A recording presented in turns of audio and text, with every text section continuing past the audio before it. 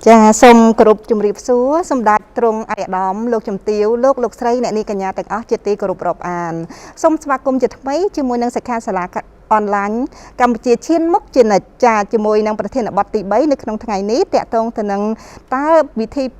dương minh vị thi xa dạng ná không ca praการทั่วเป็นกิจกรรมตามประปอนอิเล็กทรอนิกส์เอาการทำเป็นประสิทธิภาพนังเทียบพิเศษช่วยชุมนุมด้านชีวภาพเราประชาชนกัมพูชีนังเศรษฐกิจเฉียดบ่อเยิงจะได้เนียขยมมีการเจนโจร่วมปีวิคมันเกิดอยู่จะได้มีจำเนียดังจำเนียนจำนวนวนรูป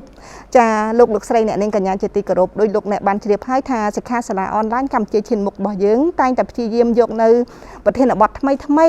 ตุ่มเนิบตอนสมัยดำใบใจดำเล็กในจำเนียดังจำเนียนดังบัดไปซ้อนทำไมจีบเสตดอสหกรณ์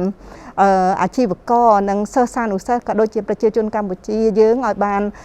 ดังจีปรมีนในไว้ท่าสังคมเยื้องกวาดอัปเดตดอนนาเทคโนโลยีอัปเดตดอนนาดำไปต่างเยื้องต่างออกนี้ขัดคำพลังไตรรวมขึ้นนี้ก่อสร้างในกัมพูชีมวยได้มีการรีจำรันช่วยตมุกเจนจ่าสำหรับจมวยขึ้นนี้ได้ในขยมก่อสมจมเรียบพองได้ท่าในปีนี้นี้กำปงดับไซม์ต่อตัวปีชันนิตุตัวซีทีอันจะได้ยังมีการจับไซตามระยะเกหะต่ำปอจำนวนปรำเปิลคือกรมพลอีซิคอร์ซีทีอันMy TV CNC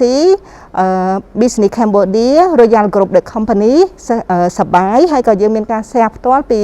Facebook Page บอกหมายไปบุญผ่องได้จ้าจังเชียร์ปตอแต่เตียนี้เบิดดำไปยังจับรามกรรมที่สมลุกเนี่ยได้กำปงเจนตัวสนานังสมจุยไล่เสียแต่ดาวมัดแพะบ่ยังพ้องเจ็บเสียเบิดลุกเนี่ยมีนมัดแพะได้กวดมีนระบอจีเนี่ยโหซีออนไลน์จ้าชีวกรรมออนไลน์เสียงเสียนังจุยเสียกวดบานดังพ้องดำไปชีบจุ๊บ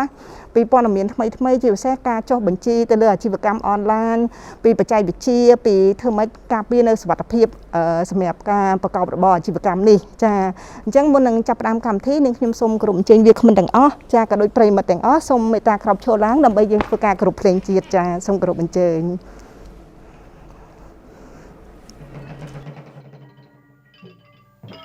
ตุงจีดกัมพูชีจีอัตสัญญาณจีดกัมพูชีเชียโปรลึงจีดกัมพูชีนังเชียไอกรีเพียบในจีดกัมพูชีเป็นนี้สมจนรวมจีดกัมพูชีสมอสอสวาหับกรอบโชลางรวมกำลังรวมจัดคณีกรบตรงจีดในประเทศเชียนาจักรกัมพูชี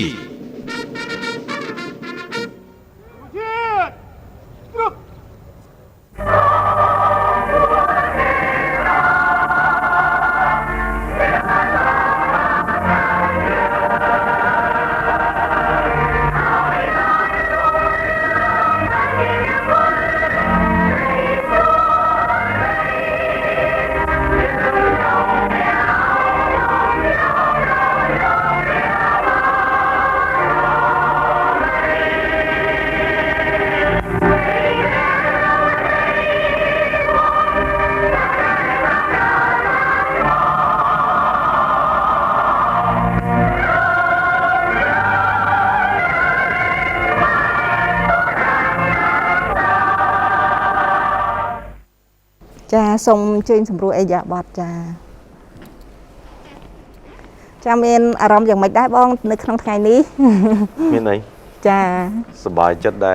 บ้านจุ่มเคลียจ้าจานจังพายเจตุสนิทจนลูกจังเฉลี่ยไว้ทาตาเวกมันเชิญมาปีทางนาคลาสมัยกรรมที่ในครั้งไงนี้ไอพายเจลูกเนี่ยคลาก่อเจียแฟนบองเสลาสลับได้จังในขยมสมเวกมันแต่งอ้อเมตาทุกการนายน้อมครูนตัวเนตีให้นำประวัติรูปสังขารจานจังในขยมสมเชิญปีบองเสลามุนแต่บดองจ้าวัดจะมีสู้เวกมันแต่งอ้อนี้เนี่ยจอมกรรมที่ขยมชมัวจีเสลาคือเจียซีโอระบบกรมหนสบายดิจิทัลยังมาประกาศกรมหนสบายนี่คือจากปีนำปีปอนเปิลเรามาดอสับไงนี่คือการเงียบจะมองมาเยอะคือเฟอร์การเงียบในเรื่องปอนอิเล็กทรอนิกส์ก็โดยเฉพาะการเงียบในเรื่องปอนออนไลน์ขอบคุณเชิญจ้ากันบองจ้าส่งปต่อจ้าวัดทรงกรุบจุดเรียบซัวจังหวัดชมุซอมจิตราปัจจุบันจีอนุประเทศอยู่ทานนิติกรรมในกระทรวงนิติกรรมขยมบาทบ้านจบการศึกษาขณะปัญญาบัตรจอนคู่ฉบับนิจกรรมหนึ่งเศรษฐกิจอันดับเจ็ดพิสกอลชื่อไรชื่อซึในประเทศญี่ปุ่นขยมบาทบ้านโจมราการเงินในขนมอยู่ทานนิติกรรมในสูงนิจกรรมจับตังปีชนปีปอนกับใบหมดจ้าออกคนชราญเหมือนกัน សូមជម្រាបសួរនាងខ្ញុំអូនបូផានីជានាយិកាផ្នែកទីផ្សារនិងផ្សព្វផ្សាយនៃក្រុមហ៊ុន EasyCom ដែលជាក្រុមហ៊ុនផ្ដល់សេវាអ៊ីនធឺណិតប្រទេសកម្ពុជាផ្នែកប្រព័ន្ធគ្រប់ដណ្ដប់ទូទាំងប្រទេសទាំងបាត់សមុទ្រដែលយើងបង្កើត MCT ពាក្យថ្មីនោះថាអ្វីដែលសំខាន់គឺមិនត្រឹមតែយើងផ្ដល់ជាសេវាអ៊ីនធឺណិតនោះទេប៉ុន្តែក៏យើងមានជាកម្មវិធីនិងកញ្ចប់នៃដំណោះស្រាយផ្សេងទៀតដែលអាចជួយសម្រួលដល់ការធ្វើការក៏ដូចជាផ្នែកកញ្ចប់ការសិក្សារបស់កូនសម្រួលដល់ផ្នែកមួយទៀតគឺគេហៅថាស្អីគេ update new solution ដូចជា cloud specialist អីចឹងជាដើមទៀតចាអរគុណអ្នកស្រីចាបាទជំរាបសួរខ្ញុំបាទឈ្មោះទីរ៉ាឌីជា CEO នៃក្រុមហ៊ុនខ្មែរ24ខ្មែរ24គឺជាគេហទំព័រឬយើងហៅមួយទៅថា app ដែលអនុញ្ញាតឲ្យបងប្អូនប្រជាជនកម្ពុជារបស់យើងទាំងមូលហ្នឹងគឺអាចធ្វើការផ្សព្វផ្សាយលក់ផលិតផលសេវាកម្មហើយជាពិសេសចុងក្រោយនេះគឺខ្មែរ24មកវិវត្តទៅលើផ្នែក job ដែលអាចអនុញ្ញាតឲ្យក្មេងៗនិស្សិតដែលគាត់ត្រូវការងារនោះគាត់អាចធ្វើការស្វែងរកការងារនៅលើគេហទំព័រខ្មែរ24បានហើយអ្វីដែលពិសេសសម្រាប់ខ្មែរ24ដែលយើងព្យាយាមផ្ដល់ទៅឲ្យសង្គមរបស់យើងនោះគឺយើងអនុញ្ញាតឲ្យម្ចាស់អាជីវកម្មក្រុមហ៊ុនសហគ្រាសគាត់ធ្វើការផ្សព្វផ្សាយលើ platform របស់យើងដែលអត់គិតថ្លៃចានេះជាការរួមចំណែកមួយដែលយើងចង់ឲ្យ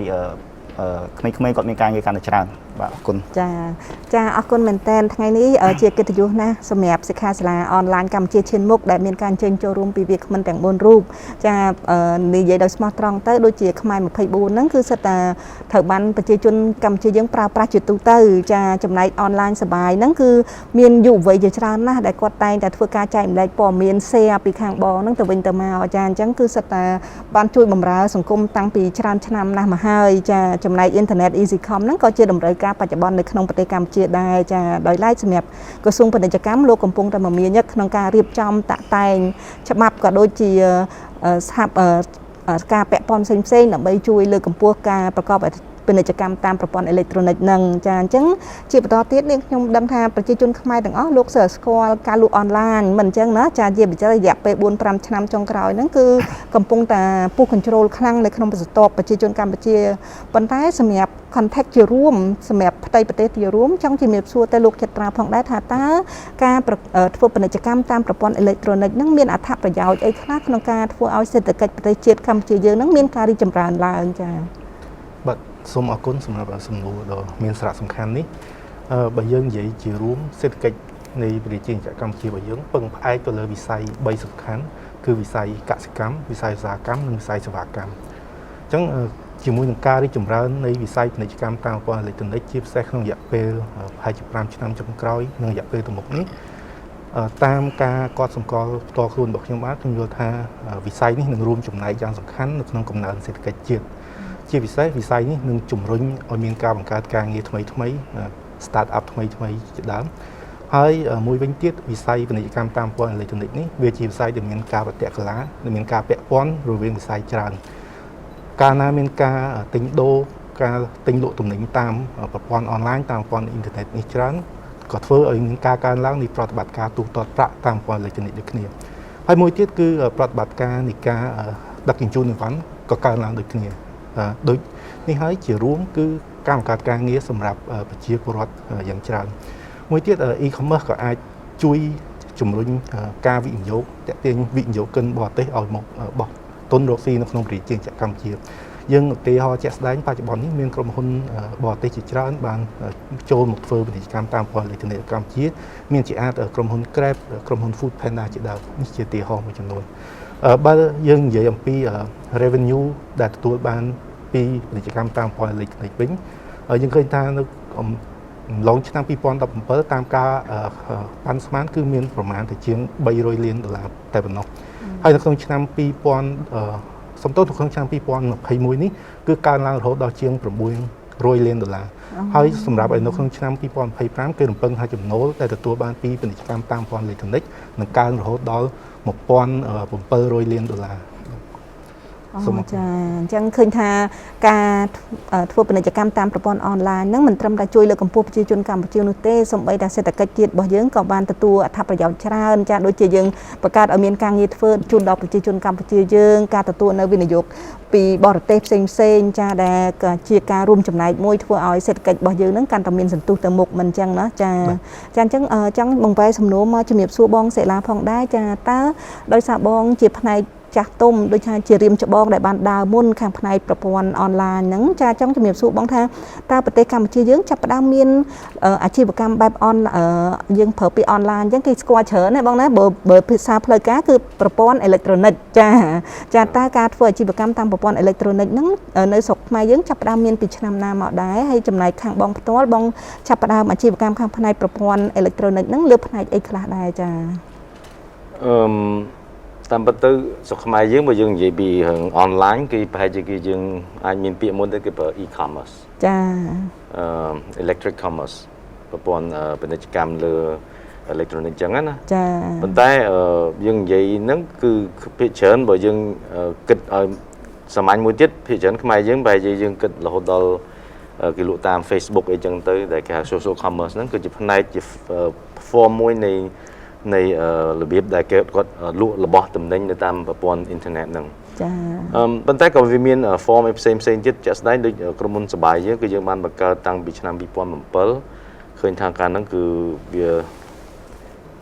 អ៊ីនធឺណិតក៏ថ្លៃហើយអ្នកដែលចេះប្រើប្រាស់នៅលើប្រព័ន្ធអ៊ីនធឺណិតហ្នឹងគឺបែរថាតិចមែនទែនដោយសារថាប្រព័ន្ធអ៊ីនធឺណិតហ្នឹងភាគច្រើនយើងអាចទៅឃើញនៅក្នុងតាកន្លែងអ៊ីនធឺណិតកាហ្វេឬក៏នៅក្នុងកន្លែងធ្វើការដែលគេអាចឆែកអ៊ីមែលឆែកអ៊ីនធឺណិតពីដំណឹងស្អីតាម website អញ្ចឹងទៅអញ្ចឹងពេលហ្នឹងគឺខ្ញុំធ្វើប្រព័ន្ធ online format របស់យើងគឺយើងមាន online game ដែលគេអាចលេង game លេងអីចឹងទៅហើយគេអាចចាយលុយគេអាចទៅលេងទៅជួលនៅក្នុង internet cafe ទៅលេង game ចឹងទៅប្រព័ន្ធហ្នឹងគឺជាប្រភេទជាការលេង game នៅលើ internet ដែលគាត់អាចលេងម្ដងជាមួយមនុស្សរាប់រយនាក់ចឹងទៅរាប់ពាន់នាក់ឬក៏លេងជាមួយមនុស្សនៅជុំវិញពិភពលោកចឹងទៅចឹងរហូតមកបប្រតិបត្តិក្រោយទៀតដែលយើងបាន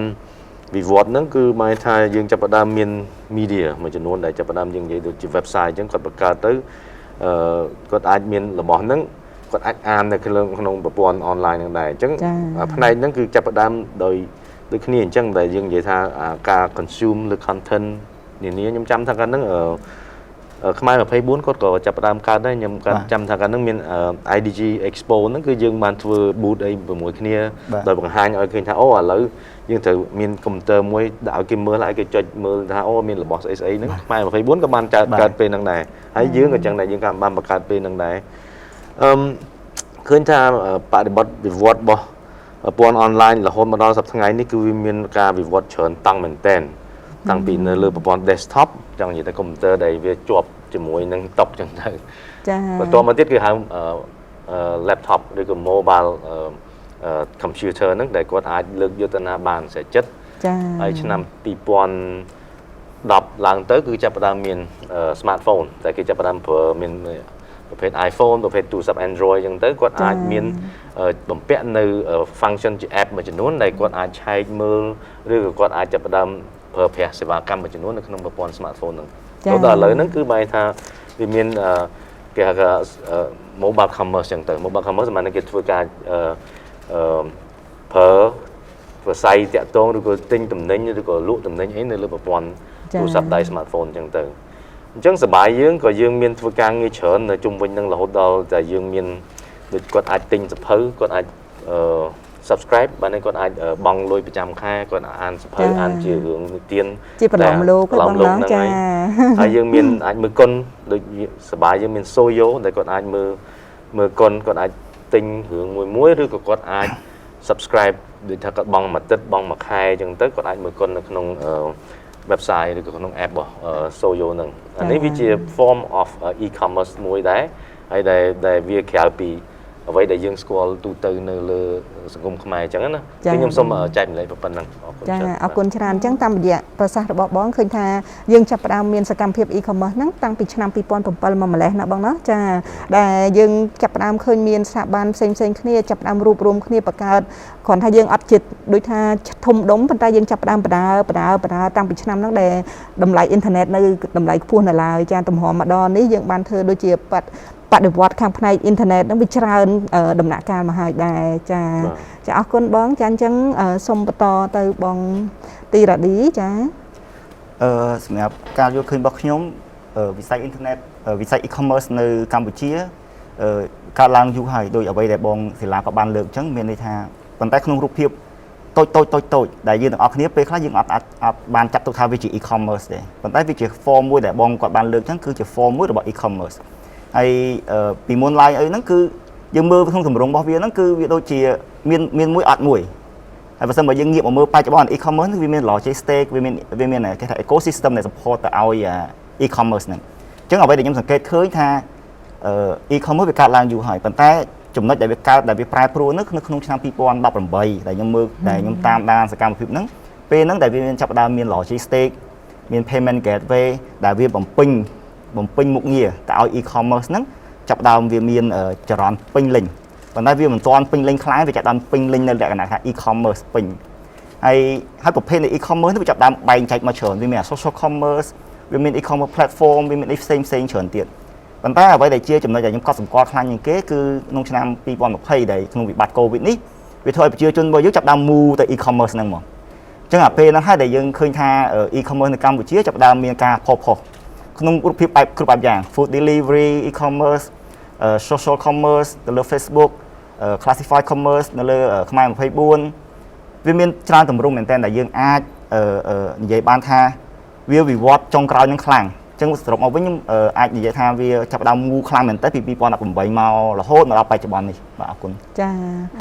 ចង់ជំរាបសួរដែរថាតើតងខ្មែរ24បងបង្កើតនៅឆ្នាំណាដែរអាចជួយរំលឹក background ខាងហ្នឹងបន្តិចបានទេបងចាខ្មែរ24គឺយើងចាប់ផ្ដើមពី2019 2019ហើយខ្ញុំលើកពីពេលជំនាន់ហ្នឹងដូចអ្វីដែលបងគាត់បានលើកពីដើមអញ្ចឹងពេលហ្នឹងគឺកំសត់បើសិនមកយើងនិយាយអ៊ីនធឺណិតនេះគឺអត់ដឹងថានៅណាទេ2009បាទ2009ក៏នៅតែថ្លៃដែរថ្លៃមែនតើខ្ញុំចាំបានពេលហ្នឹងដូចជាអ៊ីនធឺណិត512 មេហ្គាបៃតដូចជាចូល$1000ហើយអានោះដល់ក្រុមហ៊ុនទៀតបានមានលទ្ធភាពទិញហើយពេលហ្នឹងគឺសឹងថាមកពេញអ្នកប្រើអ៊ីនធឺណិតតែ 4-5000 ដែរចាហើយយើងខំប្រឹងគៀវកងជាយាមធ្វើម៉េចឲ្យមនុស្ស 4-5000 អ្នកហ្នឹងចាប់ផ្ដើមចូលមកស្គាល់ get experience ជាមួយនឹងអ្វីទៅជា e-commerce អ្វីទៅជាការ trading online អញ្ចឹងគឺចាប់ផ្ដើមពី2009ហ្នឹងមកប៉ុន្តែក្នុងអំឡុងពេលហ្នឹងគឺនិយាយថាវាក្នុងរូបភាពមួយដែលថានិយាយថាវាពិបាកមែនតើហ្មងវាអត់មានរូបភាពហ្នឹងគឺបិទផ្នែកសម័យមិនដល់ឥឡូវនេះបើសិនមកយើងនិយាយទៅដូចរឿងកំ pl ែងរឿងមួយដែលគេនិយាយទៅគេអត់ជឿយើងទេចាវាពិបាកមែនតើហើយអាហ្នឹងដែលយើងមើលឃើញថាប៉ុន្តែចុងក្រោយនេះអ្វីដែលខ្ញុំសប្បាយចិត្តបំផុតនោះគឺយើងឃើញថាប្រព័ន្ធបច្ចេកវិទ្យារបស់យើងហើយអ៊ីនធឺណិតនៅស្រុកខ្មែរយើងអ្វីផ្សេងហ្នឹងវាចាប់ដើមពុះកជ្រោវាចាប់ដើមឡើងកម្ដៅខ្លាំងអញ្ចឹងអាហ្នឹងជាផ្នែកមួយដែលល្អសម្រាប់ប្រទេសកម្ពុជាយើងចាអរគុណច្រើនបងចាចង់ជំរាបសួរទៅអ្នកស្រីអ៊ុនបុផានីផងដែរតើអ្នកស្រីអាចចែករំលែកបន្តិចពីតកតងទៅនឹងសំណួរនេះផងដែរចាចំពោះនាងខ្ញុំវិញដោយសារតែដូចបងសិលាគាត់បានជំរាបថាប្រទេសយើងនឹងមានតាមរបៀបបែបបទ e-commerce ហ្នឹងវាយូរយារណាស់មកហើយតែគ្រាន់តែថាតើវាបានទូលំទូលាយឬក៏តាមរបៀបផ្លូវណាតែអ្វីដែលខ្ញុំសង្កេតឃើញថាដោយសារតែសន្ទុះនោះវាកើនឡើងនៅខ្ទង់ឆ្នាំ2017មកដល់បច្ចុប្បន្ននេះហើយដូច្នេះហើយបានជាយើងឃើញមានក្រសួងពាណិជ្ជកម្មឯងហ្នឹងបានបង្កើតស្អីគេច្បាប់ការពារអ្នកអាជីវកម្មដែលធ្វើអាជីវកម្មតាមអនឡាញហ្នឹងចាហើយអ្វីដែលសំខាន់នោះគឺច្បាប់ហ្នឹងបានចាប់ផ្ដើមដំណើរការនៅឆ្នាំ2020ក្នុងចុងឆ្នាំ2020ហ្នឹងឯងបើសិនជាវាអត់មានសន្ទុះល្អមួយដល់ប្រសើរឬក៏វាមិនមានដូចថាជាចំណូលឬក៏ជាគេហៅថា benefit ជាbenefit មកដល់នៃការប្រើប្រាស់ហ្នឹងទេច្បាប់ហ្នឹងវាមិនអាចចេញជាការអនុម័តជាផ្លូវការបានទេហើយដោយសញ្ញាដោយសម្ដេចនាយកទៀតតាមយើងដឹងជាព័ត៌មានមួយដែលល្អដល់ដូច្នេះហើយ សន្ទុះដែលខ្ញុំឃើញដែលខ្លាំងបំផុតនោះគឺពេលដែលបរិបទ COVID នៅឆ្នាំ2020នឹងតែម្ដងដែលគាត់យកជាផលប្រយោជន៍នៃប្រព័ន្ធអនឡាញហ្នឹងមកធ្វើជាអាជីវកម្មទោះបីជាគាត់មិនបានឆ្លងកាត់យល់ដឹងពីច្បាប់ឬក៏យល់ដឹងពីការប្រើប្រាស់បច្ចេកវិទ្យានឹងយ៉ាងម៉េចដែលអាចជួយដល់គាត់ឬក៏យល់ដឹងពីការការពារខ្លួនឯងផ្ទាល់ការពារខ្លួនឯងផ្ទាល់មានន័យថាពេលខ្លះគាត់ដឹងគាត់ដាក់លេខទូរស័ព្ទផ្ទាល់លេខអាស័យដ្ឋានផ្ទះគាត់ផ្ទាល់នៅលើនឹងឬក៏លេខកុងធនាគារគាត់ផ្ទាល់នៅលើនឹងអាហ្នឹងគឺសិតជារឿងដែលថាគេអាចយកទៅប្រើប្រាស់ហើយគេអាចយកមកវិបកគាត់វិញក៏ដោយក៏គាត់គិតថាវាគឺជាធ្វើទៅបានសម្រេចជាមួយដំណាក់កាលនោះគឺជោគជ័យប្រសើរខ្លាំងមែនតើចាដូច្នេះហើយវាគឺជារឿងល្អតែក៏វាអាចជារឿងគ្រោះថ្នាក់ដល់ការប្រើប្រាស់របៀបដែលគាត់អត់បានយល់ដឹងឲ្យច្បាស់នៅលើប្រព័ន្ធ e-commerce ឬក៏គេហៅថា online ហ្នឹងឯងហើយគាត់គិតថាហ្នឹងគឺជាការធ្វើការដូចជាស្របច្បាប់អីអញ្ចឹងតាមពិតមកពីគាត់មិនបានដឹងទេបើសិនជាគាត់ដឹងខ្ញុំជឿជាក់ថានៅពេលណាគាត់ស្វែងយល់អានឹងឲ្យបានស៊ីជម្រៅបន្តិចហើយគិតថាតើគាត់គួរតែធ្វើម៉េចដើម្បីឲ្យមានការការពារនៅលើហ្នឹងប្រហែលជាវាមិនមានបញ្ហាក្នុងការ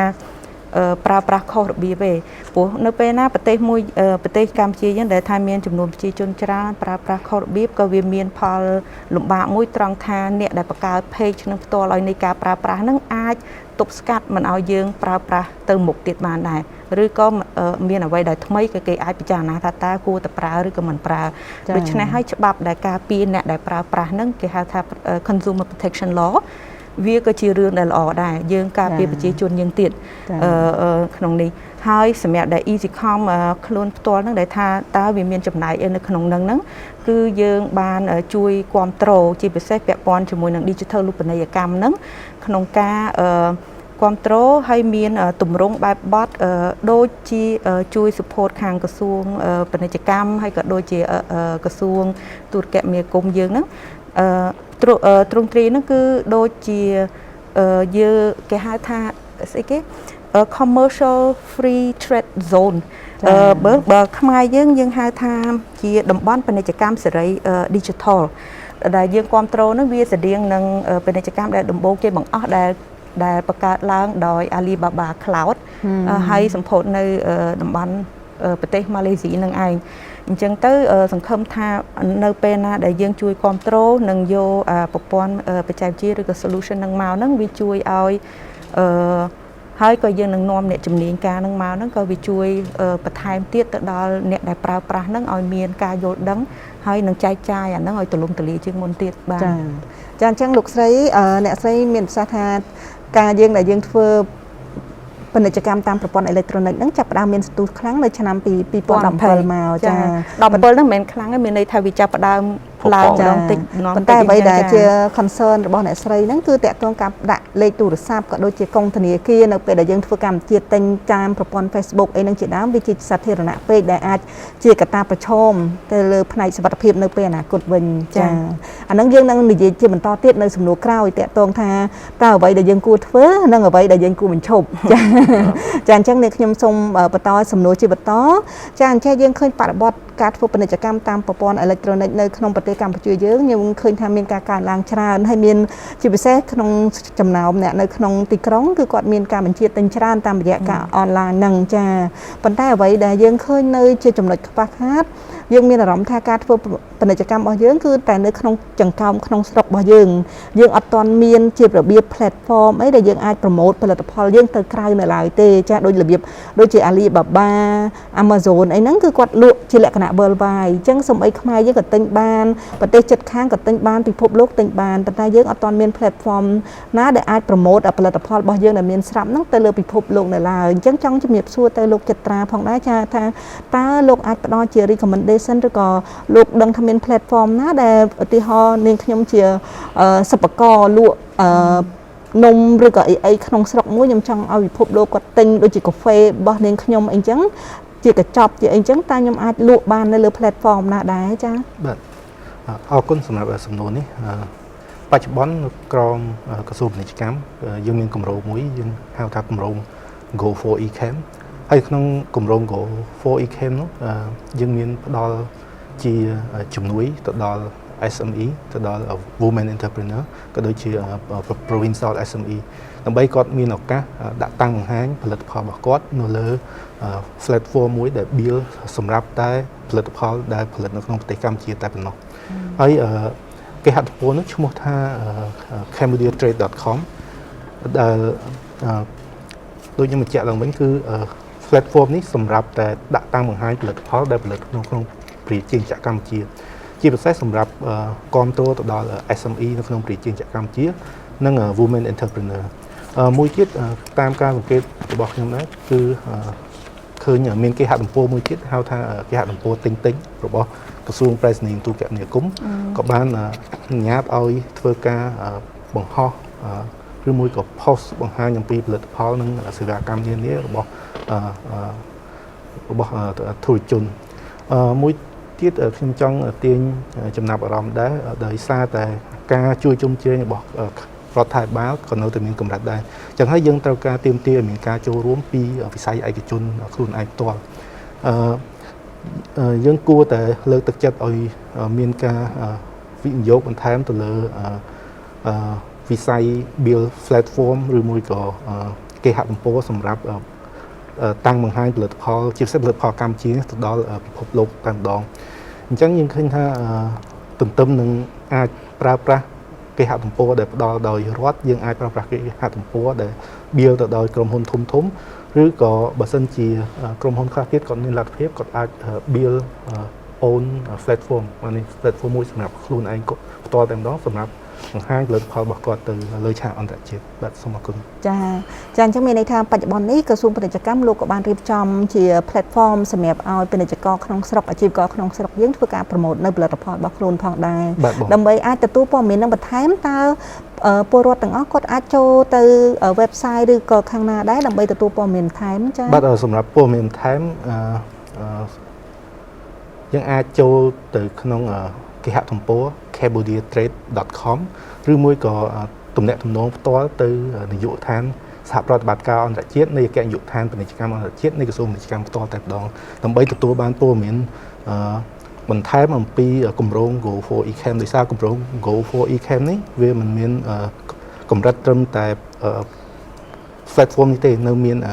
គេហៅថាផ្នែកជាច្រើនទៀតដែលខ្ញុំនឹងលើកឡើងនៅសម្រាប់សំណួរខាងក្រោយសម្រាប់ការដែលសួរថាតើរដ្ឋាភិបាលមានអ្វីខ្លះដែលគ្រប់គ្រង e-commerce ចាអរគុណច្រើនចាអញ្ចឹងជាបន្តចង់ជំរាបសំណួរហ្នឹងទៅសួរទៅបងទីរ៉ាឌីតំណាងខាងខ្មែរ24ខ្មែរ24ផងដែរចាពីព្រោះដោយសារបងគាត់ជាអ្នកបង្កើត app បង្កើត platform សម្រាប់ឲ្យមានការលក់ដូរនៅតាមប្រព័ន្ធ online នៅក្នុងស្រុកចំពោះបងតើបងគិតថាគួរតែមាន platform ណាដែលអនុញ្ញាតឲ្យកសិករឬក៏ពាណិជ្ជករខ្មែរយើងអាចយកផលិតផលនៅក្នុងស្រុករបស់យើងលក់ទៅលើទីផ្សារអន្តរជាតិបានចា៎អរគុណសំណួរសម្រាប់បទពិសោធន៍ដែលខ្ញុំមើលឃើញកន្លងមកគឺយើងអត់ទាន់មានឃើញ platform ណានៅខ្មែរយើងណាមួយដែលជារបស់ខ្មែរហ្នឹងលេចធ្លោនៅឡើយទេប៉ុន្តែយើងមានហើយប៉ុន្តែគាត់ថាវាអត់ទាន់លេចធ្លោដោយបងក៏បានលើកពីដើមអញ្ចឹងគឺ Cambodia Trade ទិញហើយក្នុងនេះផងដែរខ្មែរ24ក៏យើងក៏មានគោលបំណងរបស់យើងដើម្បី support ដើម្បីជំរុញផលិតផលរបស់ខ្មែរយើងទៅទីផ្សារពិភពលោកដែរហើយកន្លងមកក៏យើងមានភ្ញៀវយើងខ្លះគាត់ដាក់លក់អីវ៉ាន់ទៅមានបរទេសគាត់កំងពីខាងក្រៅមកដែរប៉ុន្តែសម្រាប់ថាតើយើងសម្រាប់បើសិនមកវាមានក្នុងកម្រិតមួយក្នុងកម្រិតដែលវាមិនទៅសូវទូលំទូលាយអញ្ចឹងតើយើងគួរតែជ្រើសរើស platform ឬមួយក៏អីទៀតណាផ្សេងទៀតដើម្បីយើងអាចធ្វើការផ្សព្វផ្សាយផលិតផលក្នុងស្រុករបស់យើងទៅទីផ្សារក្រៅប្រទេសហ្នឹងកន្លងមកហ្នឹងគឺខ្ញុំធ្លាប់បានសិក្សាជាមួយនឹង Alibaba អីហ្នឹងគឺយើងអាចធ្វើការលក់ផលិតផលរបស់យើងតាមរយៈ platform Alibaba បាននេះជាផ្នែកមួយដែលយើងអាចចាប់ដើមពីព្រោះវាស្រួលដែរវាអត់សូវពិបាកទេហើយមិនត្រឹមតែ Alibaba Amazon ក៏យើងអាចសិក្សាក្នុងការដាក់លក់ផលិតផលរបស់យើង cross border បានដែរហើយអានេះយើងជា platform ធំដែលយើងអាចធ្វើការងារលើការលក់ដូរទៅទីផ្សារអន្តរជាតិទាំងបានបាទអរគុណចាអរគុណច្រើនមែនតើអញ្ចឹងមានន័យថា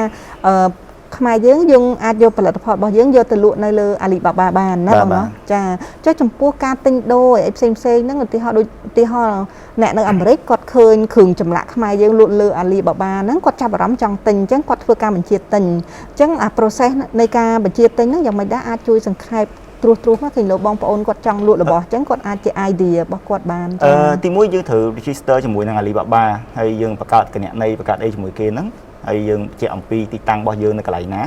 ហើយយើងបញ្ជាក់ពី shipping cost ដែលវានឹងគិតដែលសម្រាប់ការកណនីលើ shipping cost ហ្នឹងការដឹកជញ្ជូនហ្នឹងអញ្ចឹងពេលដែលមាន transaction កើតឡើងគឺមានន័យថាគេ order តាម Alibaba អញ្ចឹង Alibaba គាត់នឹងតម្លាក់ព័ត៌មាននឹងឲ្យយើងហើយយើងនឹងធ្វើការវិកខ្ចប់ផលិតផលហ្នឹងផ្ញើតាមរយៈក្រុមហ៊ុនដឹកជញ្ជូនដូចជា DHL ឬមួយក៏អីផ្សេងៗហ្នឹងទៅឲ្យអ្នកទិញមកយើងទៅបានបាទ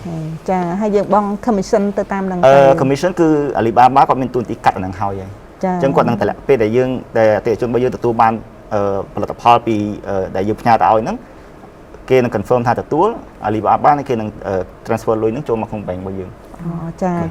អរគុណច្រើនបងអញ្ចឹងក៏ជា platform មួយដែលអាចយើងប្រើប្រាស់នៅពេលបច្ចុប្បន្ននេះផងដែរចា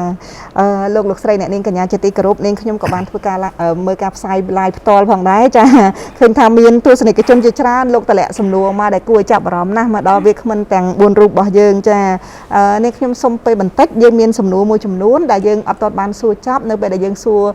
main question ចប់យើងនឹងចាប់ផ្ដើមជ្រើសរើសយកសំណួររបស់ទស្សនិកជនទាំងអស់សម្រាប់សួរទៅវាគ្មិនរបស់យើងចាហើយសូមអរគុណផងដែរចំពោះការទស្សនា like និង share របស់ប្រិមិត្តចាពីព្រោះសិក្ខាសាលានេះ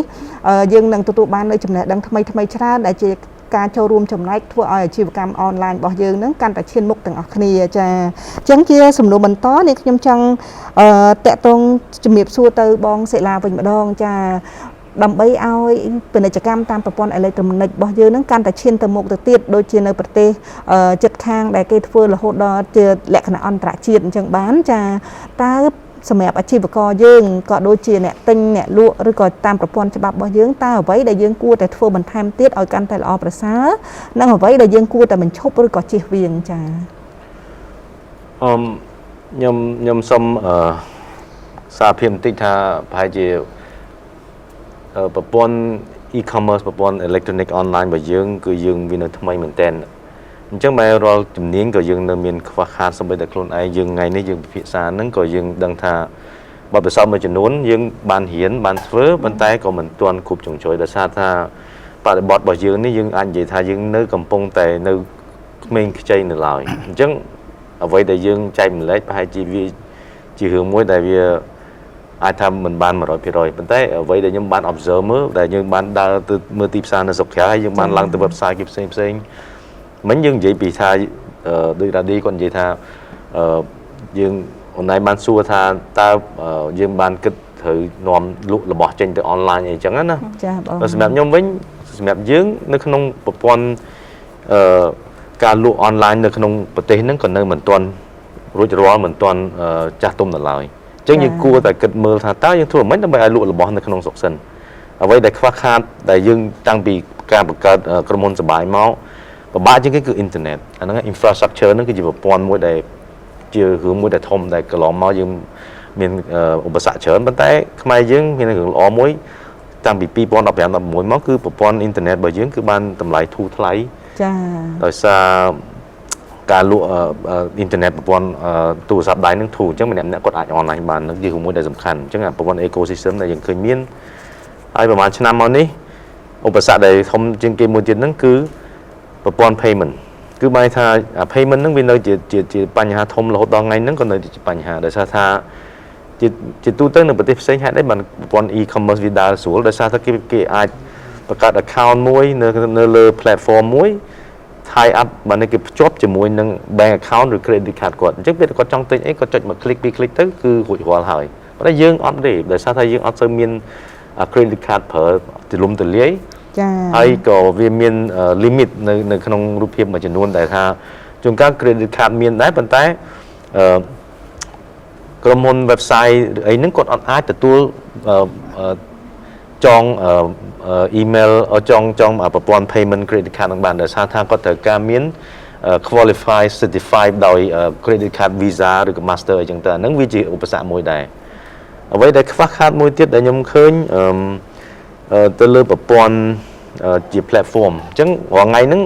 ដោយសារថាប្រព័ន្ធ platform ដូចរ៉ាឌីគាត់មានខ្មែរ24ហ្នឹងมันមានច្រើននៅស្រុកខ្មែរហើយក៏មានភាព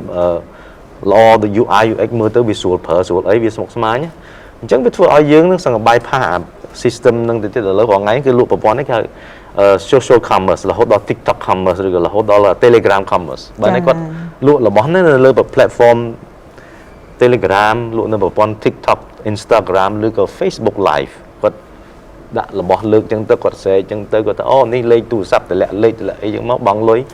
ហើយប្រជាជនគាត់ទិញឃើញតែជោគជ័យលក់របស់ក៏ជោគជ័យដោយសារថារបស់ហ្នឹងដឹកដល់ផ្ទះគាត់គាត់បង់លុយចឹងទៅអានេះគឺខ្ញុំឃើញថាការខ្វះខាតហើយមួយទៀតដែលយើងមានបញ្ហាយើងនិយាយថាបើយើងនិយាយពីបរិបទសម័យថ្ងៃនេះយើងលក់របស់ហ្នឹងក្រៅពីម្ហូបអាហារក្រៅពីស្អីហ្នឹង